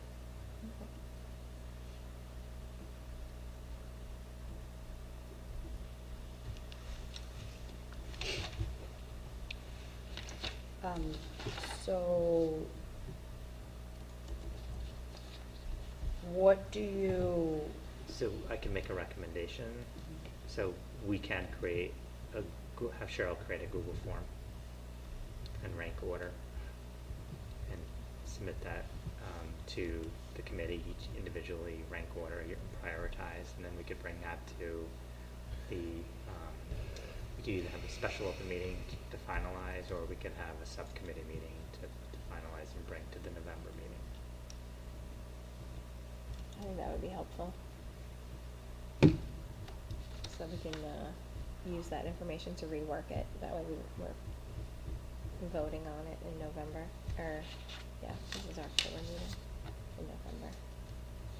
Yeah, if we're gonna vote on it on our next meeting, it might be helpful to have that and then also have another subcommittee or some way to give feedback, even if we just give Kelly feedback and she tries to file it, but. maybe it's, Cause if we're gonna try to come up with more specific. so maybe things. it's like by Friday the 11th, the Google form response feedback is in, and then maybe the week of the 14th or 21st, we can schedule a budget priority, a operational budget, either subcommittee or special meeting. Depending on who shows up. Is that, Yeah. and then the following week, the 28th is when, We'll have the our week we meeting. might have our meeting, if that's later on the agenda. It's Just a coming up. preview. Yeah, just, we'll talk about that later. I like that. I'm good with that plan. Okay. And is that okay for timing for you? It is. We'll have For- to look at the calendars and make Yeah. sure we can find a time. But going for your direction with your Yes. principals, Zeph, I mean, I don't think there's anything that we're gonna, I think from the last conversation, we have a good sense of what the committee is hoping to Yep. focus in on. Also in your packet is the budget calendar for FY26, and again, this is a running record of key budget meetings. Cheryl will update this as budget dates are selected. And then Becky has a FY26 budget presentation. Process. Yeah, we're not ready to It'd be present the amazing if you budget were yet. done. all Wow. done. It's already- Good job, all right. And we got every single priority. Okay, so I think it's just helpful at the beginning of the budget process to review where we were, what the process looked like last year, and then just give you an overview as to the timing of this year's budget process. So if you want to go to the next slide. So just as a reminder, there are multiple types of budgets, but two that we talk about frequently are level funded budgets and then level services budgets. Level funded budget would be the same amount of money that is allocated to the school district from one fiscal year to the next one. In order to meet that type of a budget scenario, we would most certainly have to do service cuts, position cuts, in order to cover any type of salary increases that are part of our collective bargaining agreements. And obviously there would be no new positions or programs or services involved in that type of a budget. The second one is a level services budget, and that would be maintaining the same services that we have been providing from year to year with whatever that incremental cost would be. So the funding would definitely cover those salary increases that were negotiated or any contractual obligations that we may have. But again, there would be no positions, programs, or services included in that. I would think that the Northborough budget is certainly a little bit more than a level services budget. We have been able to really add some new programming over the past few years. This year we are working on the strings program. We've added math interventionists. So we have seen some new positions that have been created as a result of our budgets. Next slide. So I know we were just talking about the budget priorities, so I will not go into detail, but I just wanted to give you a reminder of what the priorities were for last year. As I mentioned, we were able to tick off that first one on the budget priorities where we, I guess not fully cross it off, but we have math interventionists that are servicing all 4 of the schools, and we have 2 that are being shared between the 4 schools. We also accomplished the third bullet, reestablish a 5th grade strings program. Let's see, we are always ensuring that the district is maximizing our current staffing resources and did make some position moves this year to make sure that we were fulfilling that priority. Go ahead. And then in terms of the district's capital assets, we are making sure that we are following that technology replacement cycle so that students are able to use Chromebooks or any type of devices that are in working order. And then we have been working on our facilities capital plan, and I would say this is the first year, I think, really, that we saw a few of those projects come to light. So we've had a busy procurement summer, but it's nice to see some of the progress that has happened as a result of that plan.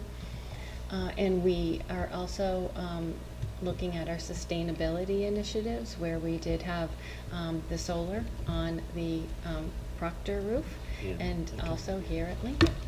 So, we've made some progress there. And then lastly, we are always supporting the teacher ratio. Greg was just talking about the enrollment numbers, and then implementing culturally responsive programming in our classrooms. So where did we start last year? If you recall, our initial preliminary budget was 12.17% increase. From there, we were able to make a reduction, and that was as a result of our circuit breaker money. And we did our initial presentation to the school committee was an 8.68% budget increase.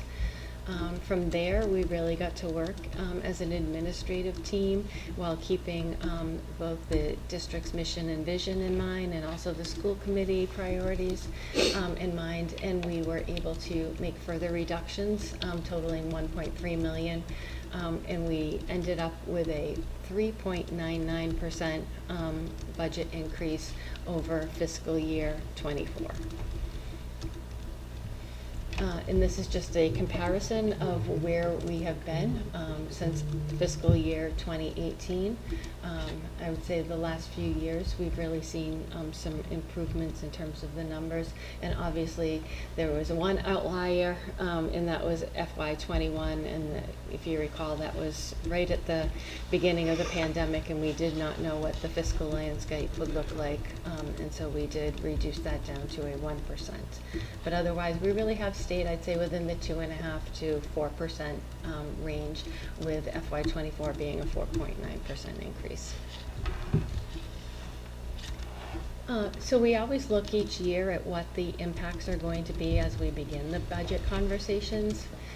In FY25, we really looked at, we were focused already on our general education transportation because we knew that our contract was going to be coming up for renewal.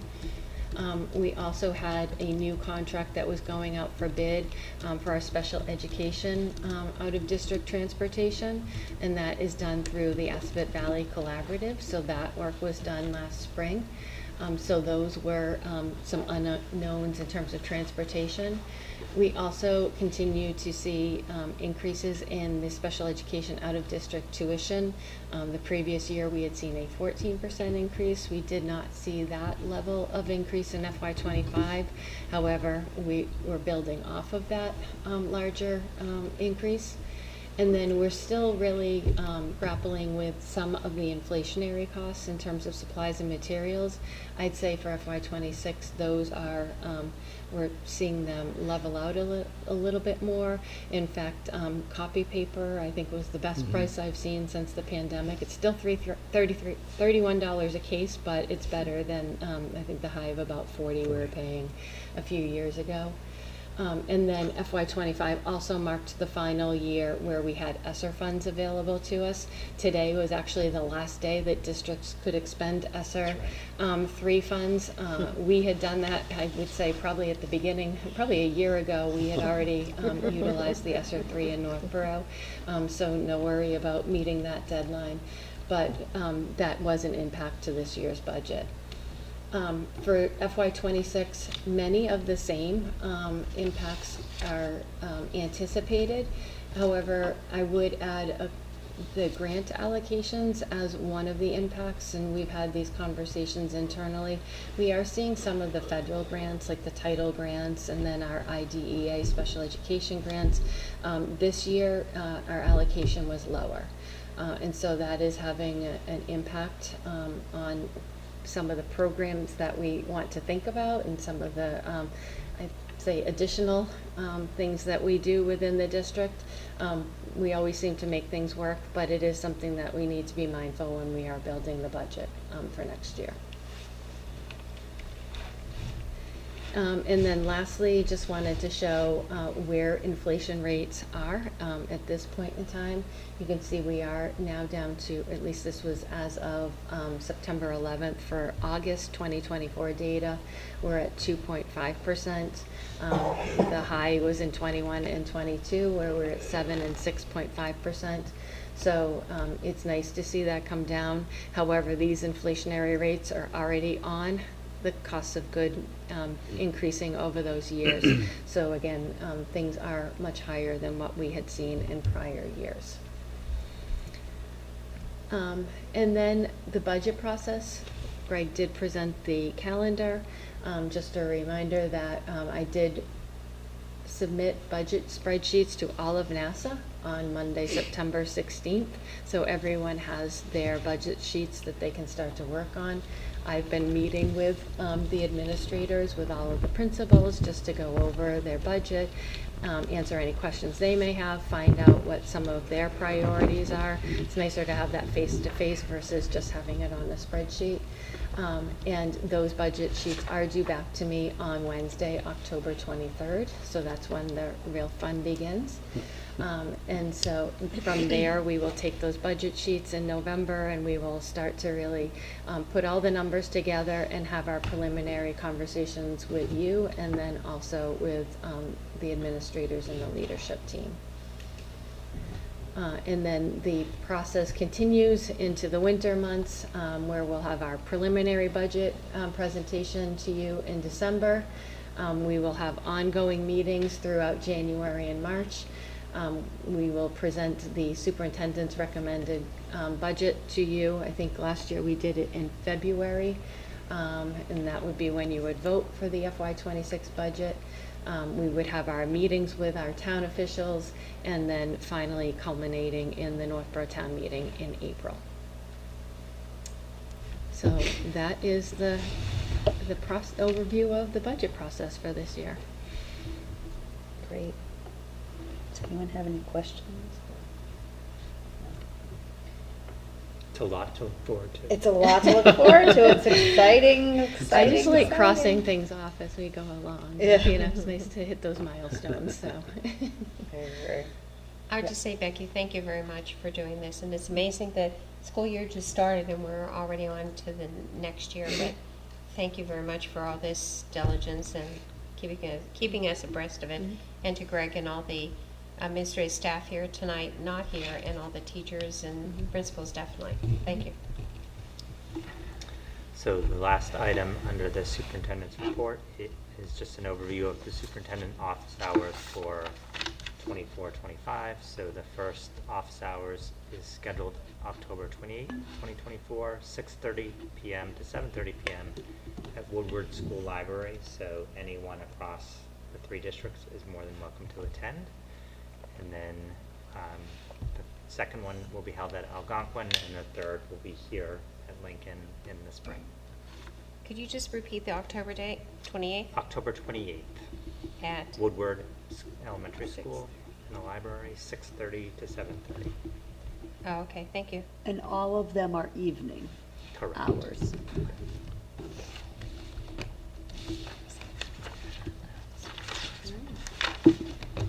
School committee member reports. I have NSPAC tomorrow evening from 6 to 7:30 at the Algonquin Regional High School Library. They're going to have the IEP workshop. So there is a new IEP process and new forms and stuff. So they'll be doing a workshop to talk through that stuff. So hot off the press, it's still at Algonquin. It will be in the auditorium. Okay, so moving to the auditorium. Easier to find. Easy, it definitely is. So yep, so it's gonna be at the auditorium now, so perfect. On 10/23, they are doing their Coffee and Connect for the, at Panera in Westborough. So it's more of an informal, there'll be the NSPAC board members there, and then anybody in the community who's interested in concerns within the districts. It's a great time. I've been there before. It's already on my calendar, so I will be going to that. I'm excited that the board meetings, they used to be on Thursday mornings, and this year they've moved mostly to Monday afternoons. So I have that on my agenda now, so I will be able to attend them versus just getting the notes from the meeting. So I'm excited about that again this year. Just for looking ahead, for the town, on the town line, they are interviewing a new town administrators. They complete that process, and I think they are doing nominations tonight, according to Kristen. So we'll hopefully have more on that from the town front. On the town meeting, the special town meeting is on October 7th at 7 p.m. at Algonquin. And that is going to be 2 warrant articles, one for the Marlborough, the reallocation of funds for the sewer treatment, and then one for the fire station. So those are going to be some things, so for community members to go to that. We already talked about calendar things. Solar's doing good. I think those are all my things. Lauren, do you have anything? So Kristen and I attended the policy subcommittee meeting last week. So the first meeting, we always try to determine, what's our focus going to be this year. And so we discussed some pretty big policies that we'll be working on this year. The first is the Civil Rights Non-Discrimination Policy, which we'll be focusing on as a result of the internal review process that Superintendent Martineau did earlier this year, as well as the Title IX Sexual Harassment Policy, Bullying Prevention and Intervention. In alignment with our discussion on the calendar, we'll be focusing on our religious observance policy and making sure that the intent of the policy is there, and what else do we need to add or change to that policy so that it's robust. Our international travel policy discussion will continue from late last year, so that as we sort of like get up and going after the pandemic, seeing what kinds of opportunities our students may have to travel internationally will be on the table as well. And then Joan had presented the MASC public comments model policy. So we're going to be taking a look at our policy and just making sure it looks pretty in line, but we're just going to double check. And then Kristen, I know, had mentioned comments about the animals on school premises policy. So we will be looking at that again, even though you'll be getting it in your packets We'll have tonight. it as a read, right? Yeah. We just want to make sure that it's what we want it to be. So what else, Kristen? I think you get all the points from that. Okay. So it will be a busy year. Yeah, we very busy. probably will need more meetings than we have scheduled. Joan, do you have something? Yes, I'm passing these out, if you could pass them around.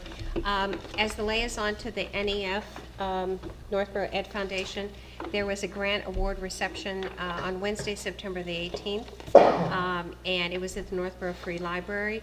And this year, if you see in the upper right-hand corner of the sheet, they presented 11 grants for a total of $38,000. And because due to the high number, some years they have like grants could be submitted throughout the year, but this is just a 1 year, just one time this year. Milliken got 4 grants, and all the other elementary got 4 grants. And if you can, I'm not going to talk about all of them, but you can see some of them are for all the schools. There's one that is connecting Algonquin to all the elementary schools. The second one on the front page is EduBots, and that's going to be doing robotics at the curriculum, which I said is a great thing because it connects with, students, get them involved in the robotic program that will be also up at Algonquin. And it was nice to see the coordination between all of them, and even also the Northborough Free Library for the Northborough Children's Award.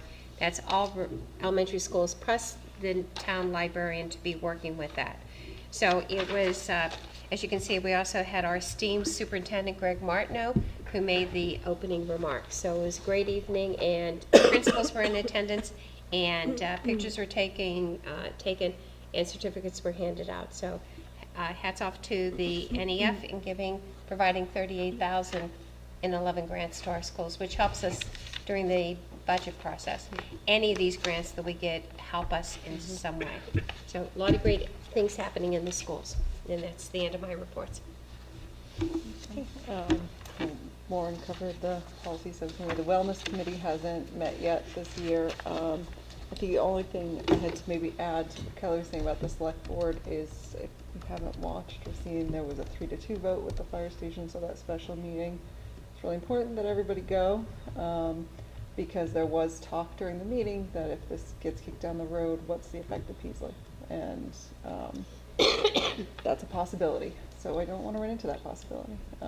But that was a split vote that the select board did have about, supporting it. And there were several people in the audience who brought up having those 2 capital projects at the same time was not a feasible thing to do. So hopefully that goes through. But I think on that, everything was covered. But the wellness committee hasn't met yet. No new updates at this time.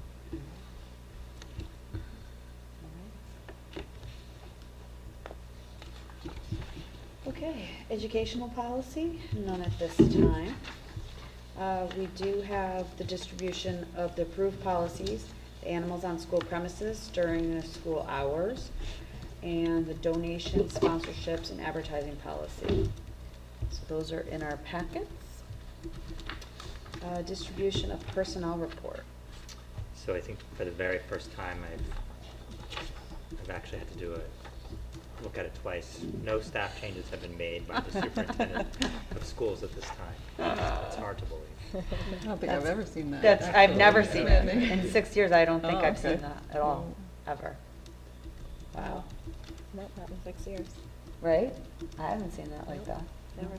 Usually one thing, something. All right, so no discussion on that one. Communication, none at this time. Action on open meeting minutes from September 4th.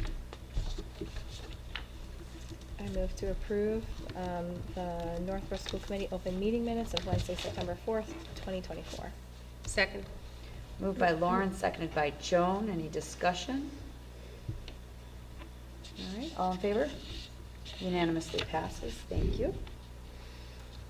Future agenda items, NEDP, school calendar, their next meeting for the calendar subcommittee or working group is October 17th at 4 p.m. It's a virtual meeting. So at our next meeting, we can give an update about that. Elementary schools will be doing their school improvement plan. Are we doing like 2 at a time? Or no, it's all 4 of them have one school improvement plan. Correct. And then we'll do the PTO presentations and individual ones later in the spring. Okay, so the November meeting. So right now, our November meeting is on the calendar for Monday, November 4th. So when I was looking at the calendar, October has 5 weeks in it, 5 Wednesdays. We can't have it the first Wednesday because that was our October thing. That's why we had it on this Monday. So I just thought that maybe the October 30th, Wednesday, October 30th. So then we kind of stay on our Wednesday track. Plus, it just feels really weird not to have a meeting in October. We'll just miss each other like crazy. I just feel like 5 weeks is a long time. And I why can't doesn't make the the 6th, 30th. why doesn't the 6th So I of would be November absent. work? Because that's the MASC conference. That's, yeah, the Right. conference. So the November one can't work. And so you wouldn't be able to attend, Correct, the 30th. but you could do that Monday one. The 4th? November 4th. 4th, I could Monday, do. November 4th. Monday, November 4th, where I guess it is scheduled now, I could do, yes, October 30th, I would not be here. I'd be out for the 30th too. You couldn't be here for the Wednesday, the 30th either. No, but the 4th I could do. Okay. Could you, either one of you, So let's just could you do do the virtual? No. No. No. Okay, that's. I mean, that's Not fine. for the Is that, 30th. Okay, Stay the course. we'll stay the course then. so then, November 4th. November 4th. So the next meeting will be Monday, November 4th. And if we have a special meeting for budget conversations, we Yeah. will have an opportunity. We will have an Yeah, October yeah, meeting. right. so, Okay. Okay.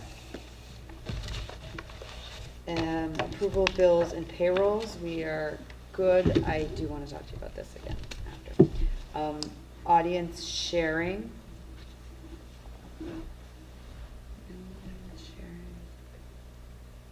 Okay, Kelly? Yeah. It's really audience sharing. I got a text and they said they could hardly hear us. Could you please state your name and, Joan G. Frank, 420 Whitney Street, Northborough, Massachusetts. I just had received a text that the audience is having a hard time hearing us. so audience, That are watching. on watching at home? Right, Okay, so our audio needs to be improved yeah. for, They said it's very loud and they can just hear us mumbling. okay. I have it bumped up all the way here, so there's not much I can do right now. But it's a good, but this is our working, meeting, and we're Yep. trying to troubleshoot, and that's Yep. it, so that's a great. Okay, thank you. Thank you so much. Kelly Gannett, 69 Northgate Road. I do have a comment that on Election Day, the Melican PTO is going to help out the 6th graders do a bake sale at the election. It's a non-school day, and so it will be children who volunteer to come and do it to help reduce the cost of their 6th grade field trip. So I'm just letting the community know that there will be a bake sale on that day, and they will take Venmo and cash. All right. No other comments, no other things? I will entertain a motion to adjourn. So moved. Second. Motion by Bryce, seconded by Joan. All in favor? It's unanimous. We are adjourned at 8:44 PM. Thank you so much.